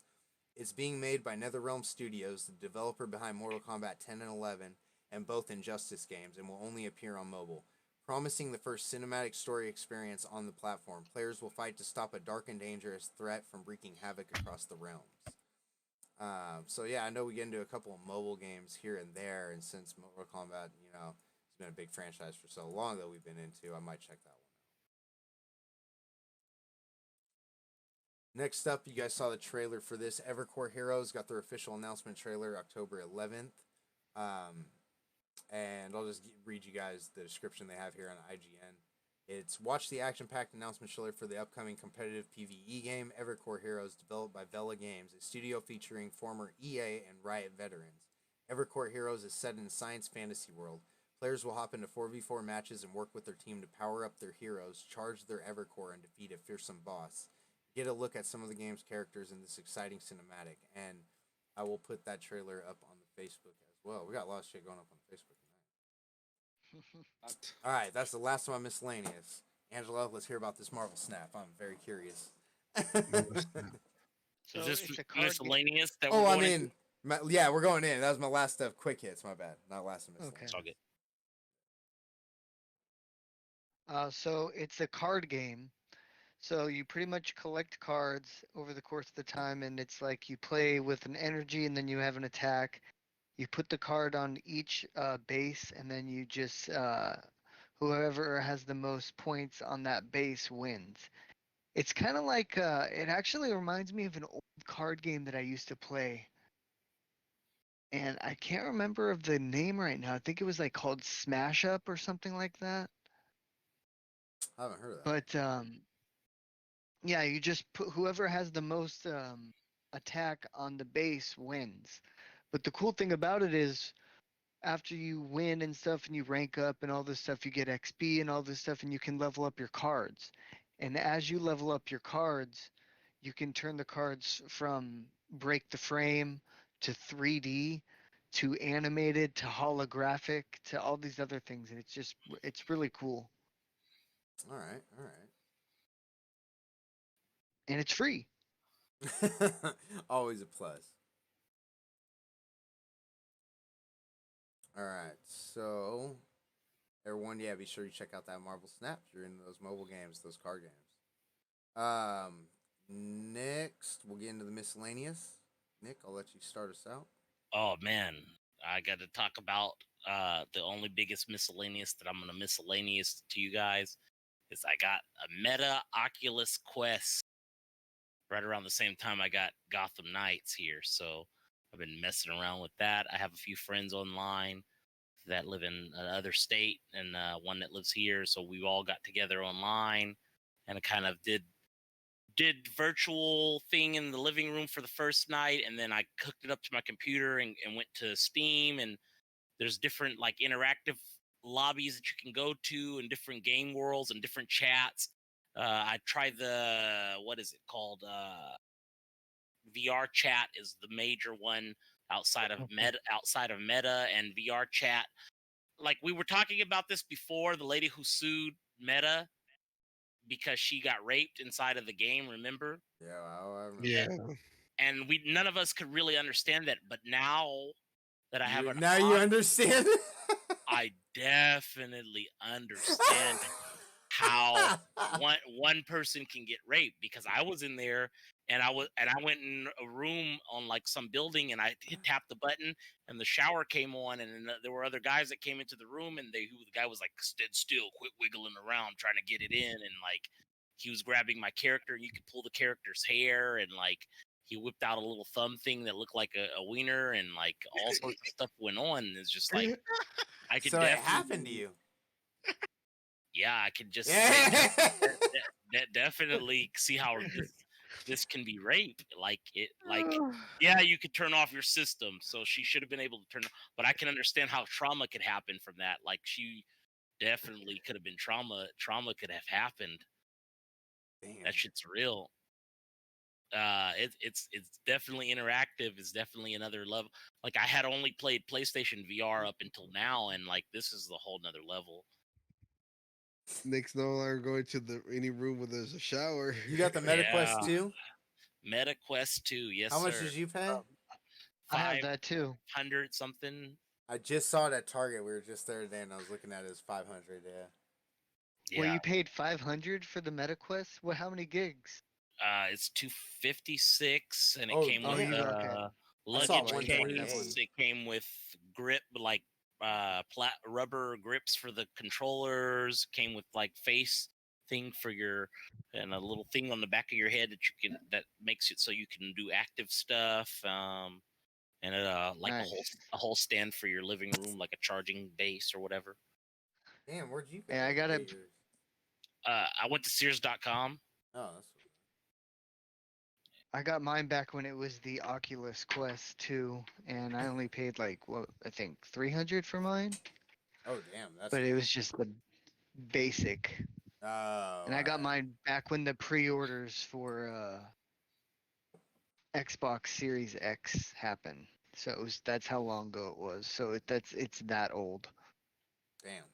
Yeah, I wanted to get it now as opposed to then because now there's incentive to get it. They give you $30 credit for referring a friend. So if you get somebody who gets one, make sure that they put your name in because you get $30 to spend at the store towards another game. You get Beat Saber for free. You get what else do you get? Oh, also, it's a little cheaper just for the Oculus right now because the new Oculus is coming out or just came out or whatever. The Meta that just came out is like that little black one that's like super thin. It's like $1,400 though, $1,500. Yeah. I'll be right back. Give me 1 sec, everybody. Yeah, no worries. Since we're on VR, I guess I can jump into VR too, right?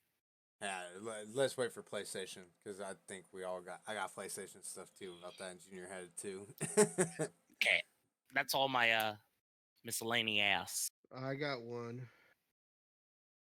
Go ahead. 34, 343 industrial. Yeah, 343. Yeah, Three four three industrial. studios. Yeah, 343. Yeah, whatever. Industrial announced on last month on the 19th that the campaign network, co-op, mission replay, and several other new features such as Forge and open beta and new 30-tier battle pass will be coming up in the Halo Infinite as part of their game winter update on November 8th. So Wow, finally 2 they're days getting away.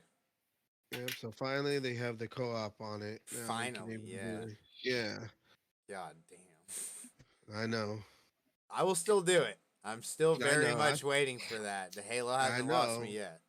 I know you and me are gonna do it. We're gonna do it on the hardest difficulty, Yeah. like we've done it before, and we'll keep doing it again and again. I didn't even see that one. Damn. Yes, they also said they're. Let's see. Okay, 30 have implemented radius-based system for when quad players are navigating the semi-open world, the exterior map of the game. They went to the largest space that we have in the game. Murky said, as they basically make the maximum allotted space for players to be apart from one another, doubling that. In addition, the individual player will be able to skip narration sequence without interrupting the other player's sequence. And then they will also be able to trigger the mission replay, fast travel to new locations, and switch off share mission markers. New achievement will also be included the co-op and mission replay. Encourage players to go back and revisit part of the mission they previous inaccessibility before the mission replay features. All this as well as the Forge open beta, 2 new official Forge maps known as the Argot and the Detachment. The free 30 tier battle pass, a new multiplayer mode called Cover One Dash Flag, 2 upcoming multiplayer events in December and January, and Match XP will be coming to Halo Infinite as part of the winter update on November 8th. So November 8th, there's gonna be a lot of stuff happening. 2 days. 2 days away. Yep, yep. That was it for mine. All right. So I got one too. In the last month, I don't know if you guys saw it. I missed one of them. I did see one of them. We had 2 showcases, very very small ones. Silent Hill showcase and Resident Evil showcase happened. See, I've seen stuff about the Silent Hill one. The Resident Evil, I did not. This article's on the 18th on IGN, and it's saying will be taking place this Thursday at 3. So whatever Thursday was on that week of the 18th, that's Thursday the Resident Evil one happened. I think Silent Hill was one. Yeah, Silent Hill happened one day before that Resident Evil one. On the Resident Evil one, I mean it was all right, I guess, in my opinion. Showed a bunch of the Resident Evil 4 remake stuff, which that was like their big highlight was the Resident Evil 4 stuff. I don't. It looked good. It looked really cool. I'm excited for it. I guess I'll say why in a second, but it's just Resident Evil 4 remake. You know, it's not nothing really new. I'm excited for it because, like I was saying at the beginning, I just beat Resident Evil 3. My next one's Resident Evil 4. So I'm thinking about waiting until that remake comes out. I think it's going to. They gave a date. I want to say it was around March of 2023. So I'll have to wait until then to get it, but that'll be the next one on my list to stream for the Resident Evils at least. They showed new stuff. Well, there's the DLC has already been out and people have been beating it for Resident Evil Village, and that's about Jordan. yeah. It's about the what you said. It says initial release date's March 24th of next year. Yeah. And then so like I said, they got the DLC for the Village out. They showed some stuff for RE-verse coming out. And then a couple new features also coming to Village. They got like third person mode coming and a couple other things. And that was I see the crazy mods on that thing too. Yeah, that was really the gist of the Resident Evil showcase. Silent Hill one, I know they showed a couple new Silent Hill things. I want to say a remake that I heard. And they're gonna come out with the movie. Another movie. They're gonna come out with. I did see a movie, yeah. Yeah, they're gonna come out. They announced they're gonna make a movie, and then they're gonna make a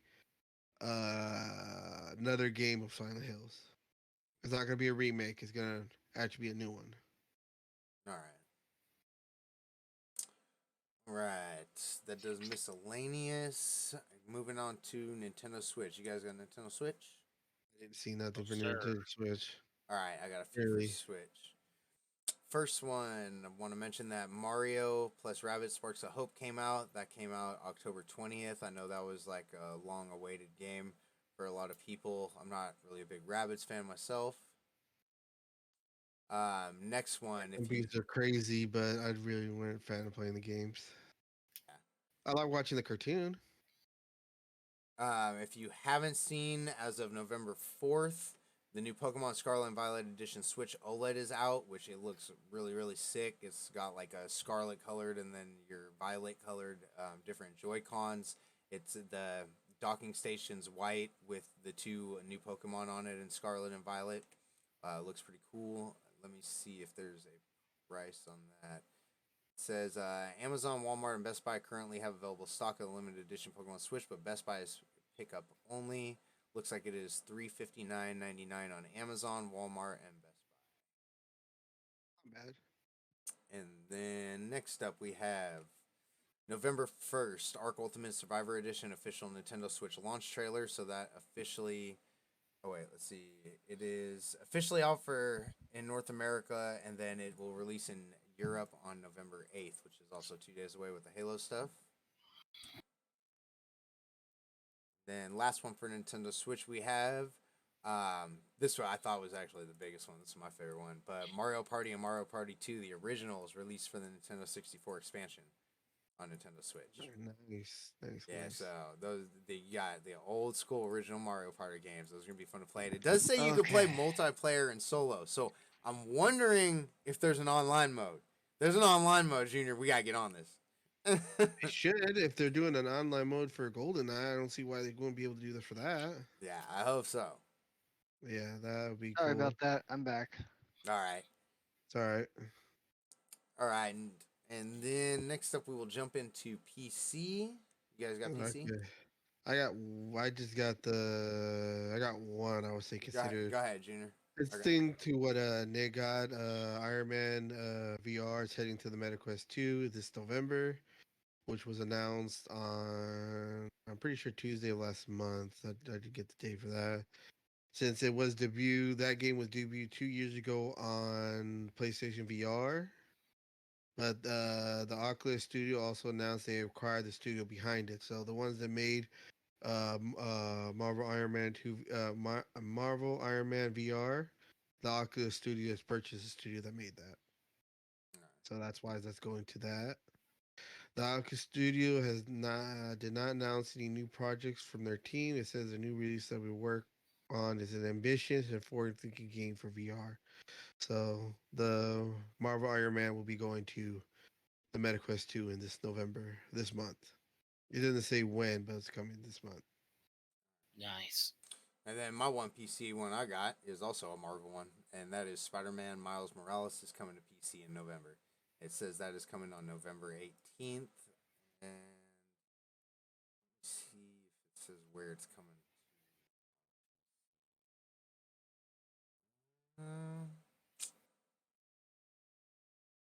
I did not see where it's coming to on PC. I cannot find it, but it's coming. As long as you know it's coming, it's coming. All right. Next, we will get into PlayStation, and Nick, I will let you take us into VR2 while I run to the bathroom. Right. So they just recently announced that PlayStation VR 2 will be released for $549.99. That's $550 to round it off. 550. Unless It you get the bundle deal. Yeah, I don't know what the bundle deal is. I do. What's the bundle?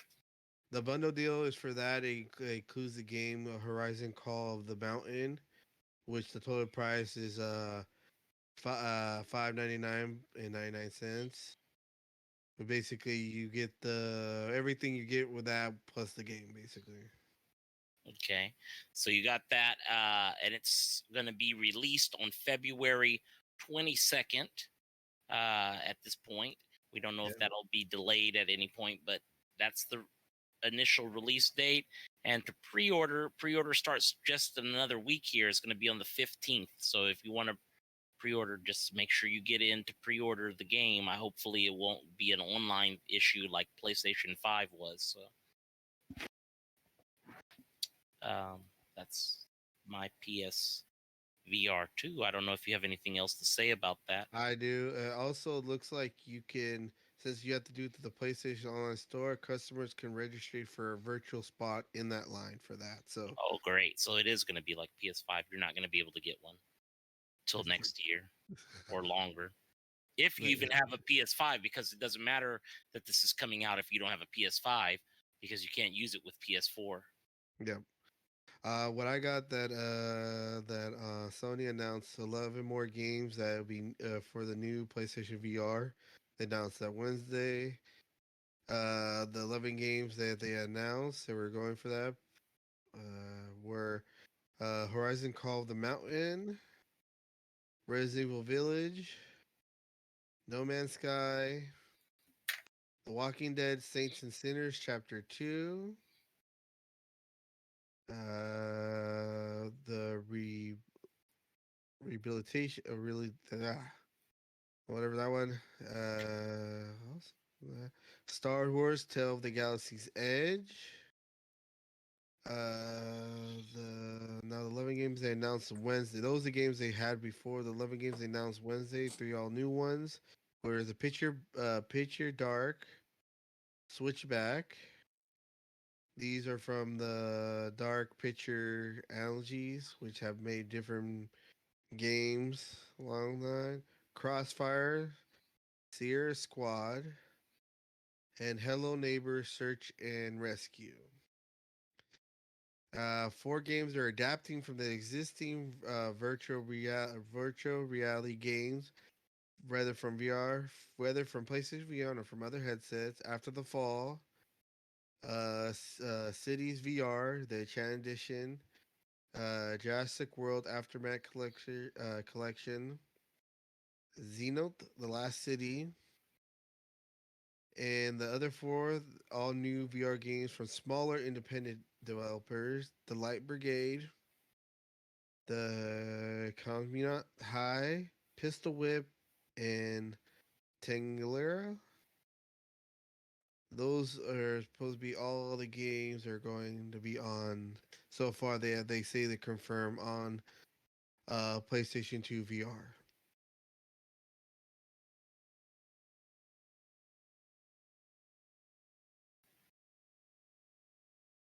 All right, where are we at? I just talked about the games that they say they will be on the PlayStation 2 VR. Nick said about the. Date and price. Yep. You get pre-order date. Yep. All right. November 15th, and you can register to get a virtual spot in that. I may or may not try to. I'm not sure yet. Yeah, I don't think anybody's getting it. None of us. I think it's going to be scalpers. Yeah, I know. It's gonna be sold out real quick.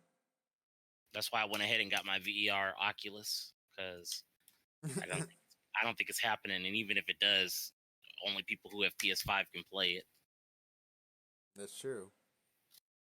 So All right, I got one other piece of PlayStation news that doesn't have to do with PSVR, and it is from October 26th. IGN. PlayStation is building a new studio to work with Naughty Dog on an unannounced game.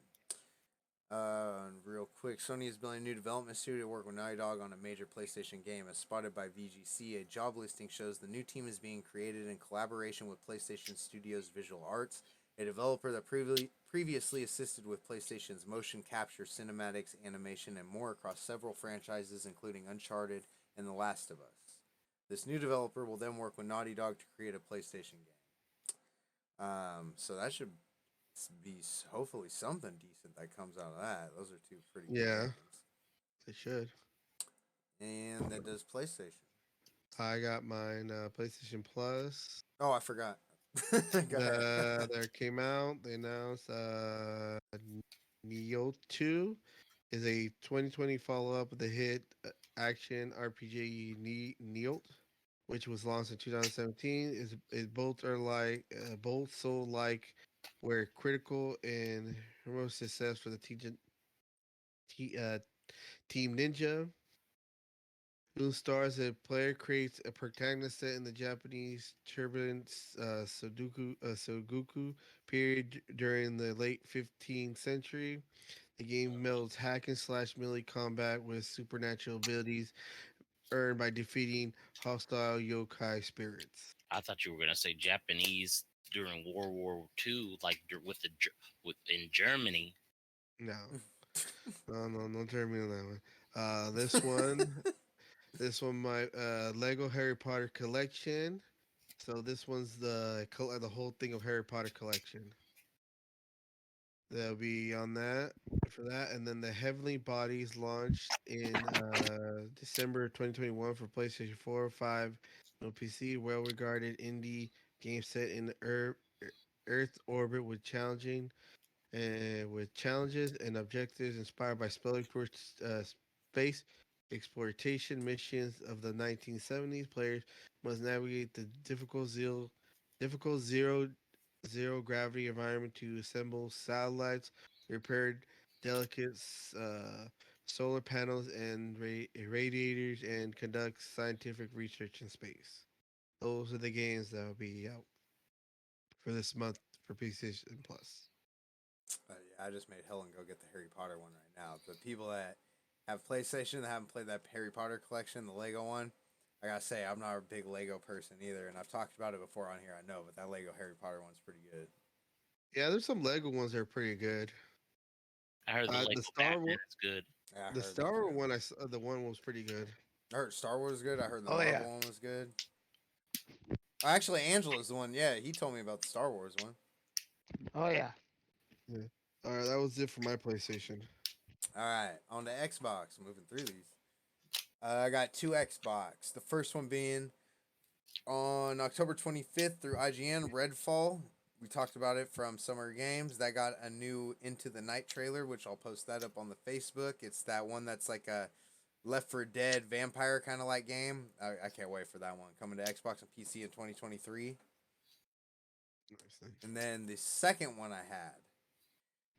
This is something that I saw. I think I just saw it today, even though it came out October 19th. Microsoft plans Xbox mobile storefront to rival Apple and Google. Thought that was really interesting. So it says the UK government's investigation of Microsoft's Activision Blizzard acquisition has revealed the company is currently developing its own Xbox mobile storefront to rival Apple and Google. As reported by The Verge, Microsoft presented documents to the UK's Competition and Markets Authority that claim its purchasing of Call of Duty publisher Activision Blizzard is in part to expand its mobile game presence. The transaction will improve Microsoft's ability to create a next-generation game store which operates across a range of devices, including mobile, as a result of the addition of Activision Blizzard's content, the filing reads. Building on Activision Blizzard's existing communities of gamers, Xbox will seek to scale the Xbox Store to mobile, attracting gamers to a new Xbox mobile platform. Shifting consumers away from the Google Play Store and App Store on mobile devices will, however, require a major shift in consumer behavior. Microsoft hopes that by offering well-known and popular content, gamers will be more inclined to try something new. I thought that was interesting. They're going to try something to try and rival those, if that's what they said they're specifically doing. Kind of reminds me of just like what Google Stadia did to try and rival consoles, and they failed horribly. Although Microsoft already pretty much knows what they're doing as far as games. Just seeing what Game Pass is doing. I just think it's funny that they're doing this when they already have Game Pass. Yeah. You can easily put Game Pass on mobile devices, and that could be your store more. I mean, I guess it's not a store. It's a monthly subscription service, but still, more or less, it's kind of the same thing, ain't it? I mean, I know I already can adapt have it to make it to like that. Basically, I've already used the Xbox app on my mobile device with an Xbox controller, and I've talked about that on here before a couple times, and I've had that work fine. So it's kind of already. I wonder what they're like, where this is specifically going. Yeah, that would be. Yeah. Gonna be a while before we find out. Yeah, be a second for that. That was all my Xbox though. Go ahead. Whoever. You got any, Nick? No, sir. Okay, then I have the Xbox Game Pass that's coming out for this month. They have about 10 games coming out. The only one I see really, I say for myself, really would be The Walking Dead, the new Frontier, the complete season is already out. The one I've been seeing kind of interesting, this Ghost Song. A lot of people, I'd probably think of this one, The Return of the Monkey Island, and Vampire Survivor. Those are the ones I see the more compelling ones, I say. There's a couple other ones like Football Manager 2023. The other one, The Legend of Taining. And what was the other one? Somerville. But that's about it really there. That's it for that. All right. Well, Nick, you don't got none, right? No, just entertainment. All right. Well, we are in entertainment, TV, movies. Wait. Oh, we got a surprise one. Yeah, I got real quick one that I found out today, actually. Go ahead. Surprise, news. So- Breaking news. On all consoles except for PlayStation, oddly enough, the Destroy All Humans multiplayer games What? is free. What? Oh, really? Except for PlayStation.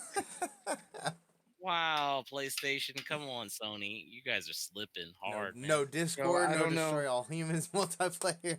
They're slipping, dipping, and tripping. Yeah, boy. So it's that Boom. new free. It's that new multiplayer game from Destroy All Humans. It came with Destroy All Humans 2 remake. It is now free for all consoles and PC except for PlayStation. For now, who knows if it changes? Who knows? I sure hope so. But that is all I have All right. for Xbox. Nice. All right, thank you, Angelo. Nick, go ahead and bring us into entertainment. Oh shit! All right, here we go. All right, guys. A couple trailers dropped since we've been on talking last time. We had the D&D movie has been delayed for another 4 weeks. Evil Dead will be releasing in April on HBO Max. Wait, the Evil Dead movie is coming to HBO Max? I think it's a series. I thought it's a movie in theaters. No, it says HBO. Well, it might be in theaters too, but it also said HBO Max. A lot of stuff has a dual release, so it's. I just saw an ad for it That would be sick. a moment ago. That would be awesome. Then A Christmas Story trailer just dropped for the new Christmas Story. He's an adult now. There was Wakanda Forever will be releasing next week, I believe it is. There is on Amazon Prime. There's a good TV show called Peripheral about VR in the future, and yeah, it's really good. I'm on the third episode. Me and Robert just started watching it. What else? Started watching Chainsaw Man. How is that? It's pretty good. Pretty good. I've seen a bit of that. I'd say it's pretty nice. I would say between Bleach and that, it's pretty darn close. It's pretty darn close. I've also started watching Bleach. I'm on the third episode of that, and that's been rated #1 anime so far. It's got more views than anything else out there right now. There's also another good one that I was watching called Spy X Family, and that's pretty good. That was It's about a spy who needs to infiltrate a government, and to do so, he needs to make a makeshift family. And he goes to an orphanage, adopts a little girl who could read minds, and the little girl helps him to get he doesn't know she could read minds, and he ends up getting a wife and to pretend to be his wife, and she's an assassin, and it's just a lot of stuff ensues with all that. Yeah, so it's crazy. Interesting show. Also, I went and saw Black Adam. Was really good movie. It stays pretty true to the comic fan base, and Rocky Johnson did pretty good for this role. I think it was one of his better roles, and I'm all about bringing back the Snyder universe. So this is awesome to me. I don't like the bring back. I want Affleck back, and I don't want to switch up my Batman and Superman and all that. And so with that being said, without spoiling, just know that there is going to be we're bringing back the Justice League, and they are coming back. Yeah.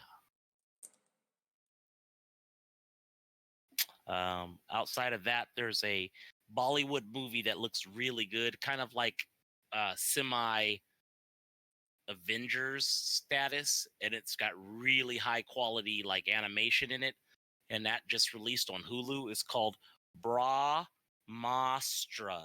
It's called Brahmastra. It's on Hulu, and it looks incredible. I mean, highest quality of animation I've seen in years. CGI is off the charts. Damn. Yeah.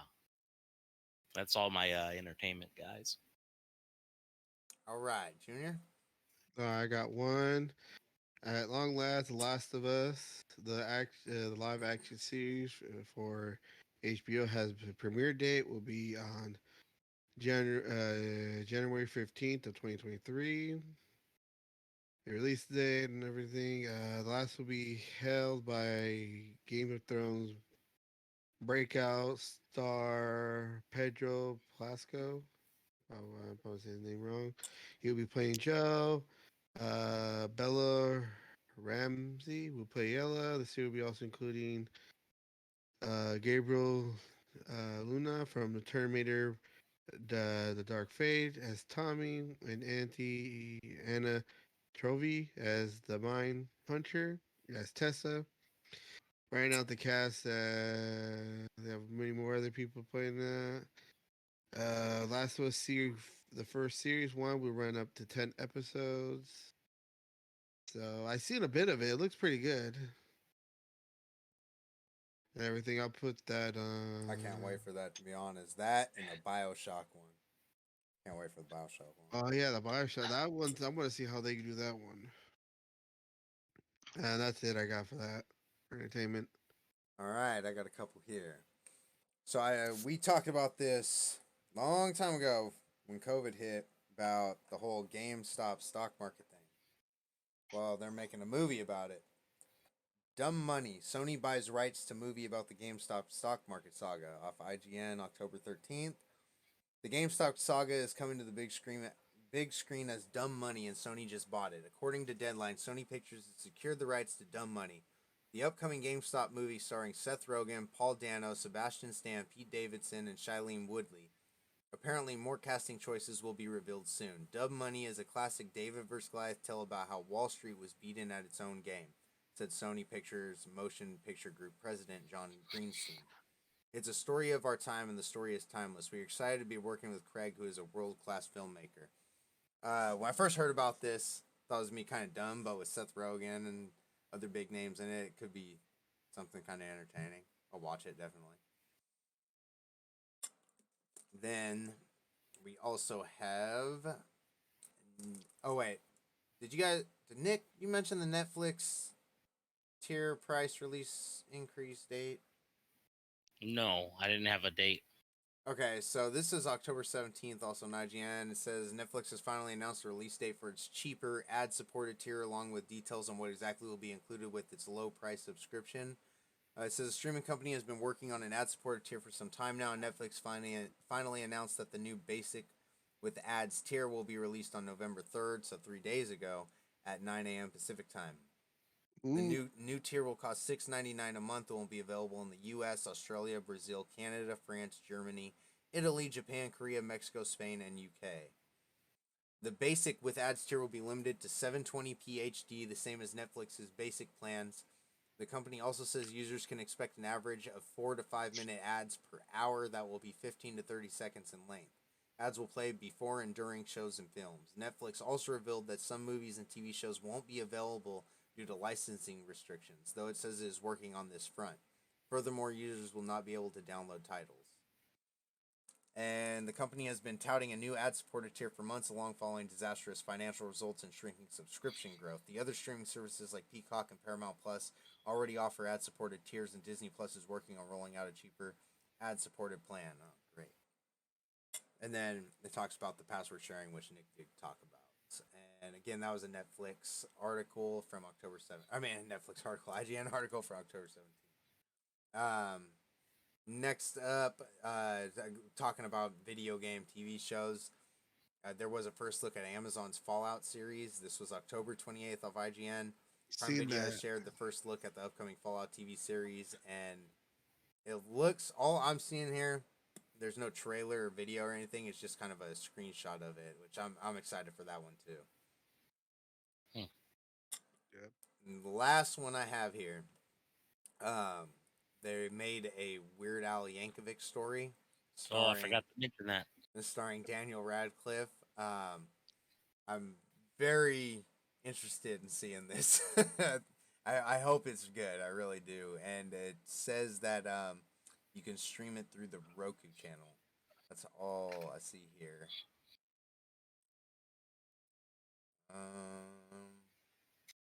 Yeah, that's the only place I'm seeing that says you can stream it. I believe it's out already too. Oh. And that's the last of my entertainment. There was a couple movies, TV shows that I wanted to mention and talk about though. One of the TV shows that I watched that Helen got me into is on Netflix called The Watcher. I didn't know if I was gonna like it. I've heard about that. That TV show was a trip. It's one season. I think it's 7 or 8 episodes, and you gotta watch the first episode all the way through. You're gonna be hooked by the end of that first episode. It's like one of those like who did it kind of movies, and from beginning to end, it's based on a true story, by the way, and from beginning to end, you were on the edge, like you don't know who the hell. I don't want to say what it is. I can't give too much information. I'll just say who the hell committed the crime, basically. But you're trying to figure it out the whole movie, and right when you think you got to pinpoint on who did it, literally something happens, and you're like, shit, now I don't know who it is. But it's a really, really entertaining show. Yeah, I've been seeing stuff about that. It's a good one. It's pretty good. Like I said, it's not too long. It's 7 episodes. I think the episodes are between like 45 minutes and an hour, you know. not too bad. And then a movie that we watched was Halloween Ends. And I know Angelo has an opinion on this. I don't know if anyone else saw it. I haven't seen it yet. So it's supposed to be the one that they kill Michael Myers. I gotta try and think about how to talk about this without giving too many spoilers. I don't care. This might be a spoiler, so tune out for 10 seconds. Whoever don't want to hear this, but this is one where everyone should know that they supposedly kill Michael Myers. From what I saw, he's pretty much dead.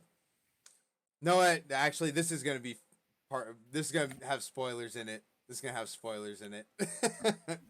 Because there's a part that really angers me about it. I think Angelo feels the same way about this part, maybe others, but from an entertainment aspect, if I didn't know anything about Michael Myers or anything like that, I guess it's an entertaining movie. Now knowing about Michael Myers and watching Michael Myers all the way from the beginning, the fact that a normal human being whoops his ass is bullshit. I don't understand how he gets his ass whooped. Yes. And not even like a grown ass like man or nothing. This is like a kid basically. And at first, this is where bigger spoilers might come into it, even regardless of what I just spoiled, but I thought they were going to do that for the story, like they're going to lead us into making this kid the next killer, which I was like, all right, I could see why they're doing this. It's still kind of lame, but I could see why they're doing it. But then the kid effing dies at the end so easily. And I see they're not going that way with it. I'm like, all right, this was just fucking stupid. From the whole like lore of it and the story of Michael Myers, they fucked it all up. They completely fucked it up. And that's my dies opinion. at the end? What? The person who whoops Michael Myers' ass. He dies? Yeah, he ends up dying. What I thought they were gonna do is all right, this kid whoops his ass and he's gonna end up getting some sort of like evil power or whatever, because supposedly there's some like evil entity or whatever, in Michael Myers. But he's just like a normal human and he just dies. Michael Myers kills him and he's not the next Michael Myers. That's it. And then Michael Myers dies on top of that. So I kind of thought like, I don't think it's going to completely kill the Michael Myers story. Some other producers are going to come and try and make their own version of it. I was thinking how they're going to bring this back. And I saw in some comments on Facebook, I saw someone put something that I could see someone playing off of it. They said though, like how Freddy versus Jason, like they needed, Freddy brought Jason back alive to Elm Street to kill people, to instill fear on him, to make him think it's Freddy killing the kids so Freddy can get power again. Someone said like somehow they're going to bring him back from hell because someone needs him, and that's how Michael Myers is going to come back, which I can easily see that being done super easily. So that'll be Jason versus Michael Myers. Something like that, and that's how he's going to come back. So that can easily be done. But that was my opinion on the movie. Angelo, I know you're up next. Well, for entertainment as a whole, yeah, I got quite a bit. Go ahead. Because I haven't been on here since a while. So, first of all, movies wise, well, hang on. Start with the Halloween Ends. Let's get through that one. Yeah, Halloween Ends. I didn't like it. I actually liked Halloween Kills more, and Halloween Kills sucked. The thing I didn't really like about it was the fact that they put a brand new character in the movie and focused on new character development on the last film. It's like it doesn't make any sense. It's like, hey, check out this new character. Point. Yeah. So I don't know. It felt very messy. Like if you look back on the Star Wars sequel trilogy that just came out and how The Last Jedi sucked, and then Rise of Skywalker came out, that one was better than Last Jedi. That one kind of fixed all the issues. This movie just made everything worse for Halloween. Like imagine if Star Wars made things even worse and said the Force came from like the galaxy's core or some shit. I don't know, some dumb bullshit. So Doesn't don't come know. from within. It comes from outside space. But yeah, that's my thoughts on Halloween. But other movies that I saw Terrifier 2 and I saw Smile. Hmm. And those are both really good movies in my opinion. Well, I haven't heard of the Terrifier. I don't think the Smile. I think I have. Both horror movies. Smile is that weird, creepy smile movie. It's hard to explain that one. Terrifier is the movie about Art the Clown. It's been making people faint and puke in theaters. People have been passing out because of the scenes. You're talking about Terrifier 2, aren't you? Yes, yes. So that's a I really, really, really, really cannot not recommend that. That movie's just great. Like go see that movie. You see and definitely see the first movie too. If you don't like gore, don't watch the movie though. I It's very heard gory. one thing I saw, and you can correct me if I'm wrong because I never see him, but I saw someone was talking about it again in Facebook comments, and I was seeing that the first one was bad, like bad, bad. Well, they're both independent films. The first one was even more indie, and like the first one didn't have a plot. It was just Okay. a dude killing Going people. crazy, killing people. Yes. And like I enjoyed it because I liked the effects. And I I, was like, "Oh my god, this is awesome." I feel like it's one of those genres you gotta be into, like if you could watch Human Centipede or something like that. Yeah. No. I could stand some gore, but that was another level. Well, Human this one Centipede I I don't. couldn't watch. Terrifier 2, there's one scene in the movie where let's just say it involves salt and bleach. Oh shit. That's all I'm going to say. They're taking a shower with it. No, no, no. And Yeah. then no shower, but salt, bleach, and medical shears and scissors. Oh yeah. Damn. So yeah, and I think the whole scene's on YouTube if you want to check it out. I might pass it up. Wow. Just wow. But anyway, another thing for entertainment is I went to Hollywood Horror Nights in Universal Studios back in September for Halloween and all that stuff. But I went the opening night, and opening night, lots of famous people were there. Surprisingly, what's her name? Jamie Lee Curtis was there from Halloween. That's awesome. The Weeknd was there. Jordan Peele. Um, Vince Vaughn. Uh, Lots of other people there. But I met two other YouTubers. I don't know if you guys know many YouTubers for like theme parks and stuff like that, but I met two. But the haunted houses were really, really, really well done and really scary. And then I don't know, have you guys ever been to a horror nights at Universal? No, I remember the ones that I used to go to is like I remember back when I was in high school, I used to go to the Halloween one at Marine World when they used to do the haunted Oh, houses there and have people roaming the parks. And I got to say that was some of the best haunted houses I had been to. I don't know if they're still the same way because that was a while ago since I was in high school, but those used to be really good. mm-hmm. But yeah, that's about it. Right on. I think is anyone else or we already go through it?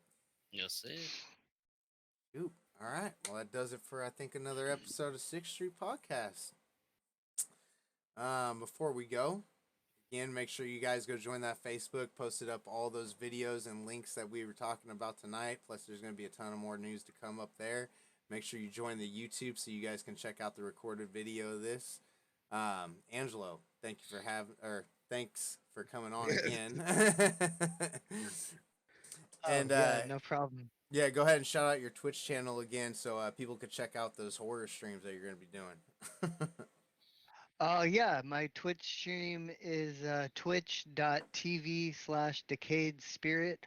I'll put the link on the on the Facebook if I can post it. I think I can post it on you guys' page, right? Yeah, Like you can not as an also admin, but I can yeah, you can post it just on like there, and comment. then you can also throw it up inside of our 6th Street channel on Discord too. Okay, yeah. So I'll post my my Twitch channel on the Facebook and the Discord, and then on Facebook, if I can figure it out, I'll put up a link to an invite to my Discord channel if anybody is interested in joining in for texting and stuff like that, because we do a lot of memes and upcoming games and just upcoming that's the best place to figure out when I'm doing an upcoming stream is through my Discord. Yeah, if you can't figure out how to post it, I can always just post it up for you too on our Facebook page. And also, you guys, Okay. we've been talking a lot about Discord. Make sure you go to our Facebook page and find our Discord link. It is in there, and you can be a part of that. And that's where I'm going to start posting up those alphas of the games, like I was talking about earlier. We could start probably posting up some more podcast stuff in there once we start getting more people in there and interacting. That's the goal. Again, make sure you download the podcast. It helps us out getting these downloads, like what Nick was talking about in the beginning with sponsorship stuff. We need those download numbers. I know it's hard to get people to download. I listen to a shitload of podcasts. It is hard for me to go and download them, but it helps us as a newer podcast group. And that's on Spotify, iHeartRadio, Odyssey, and Apple Podcasts, and at any of those places that you can leave reviews. I know Spotify's one. Try and leave us a review on whether it's good, bad, things we can work on, anything. It all helps us. So yeah, hopefully we'll be back in 3 weeks, as long as nothing else comes up or no new big games that we gotta get into to try and review for you guys. And thank you for listening. We'll see you next time. Later.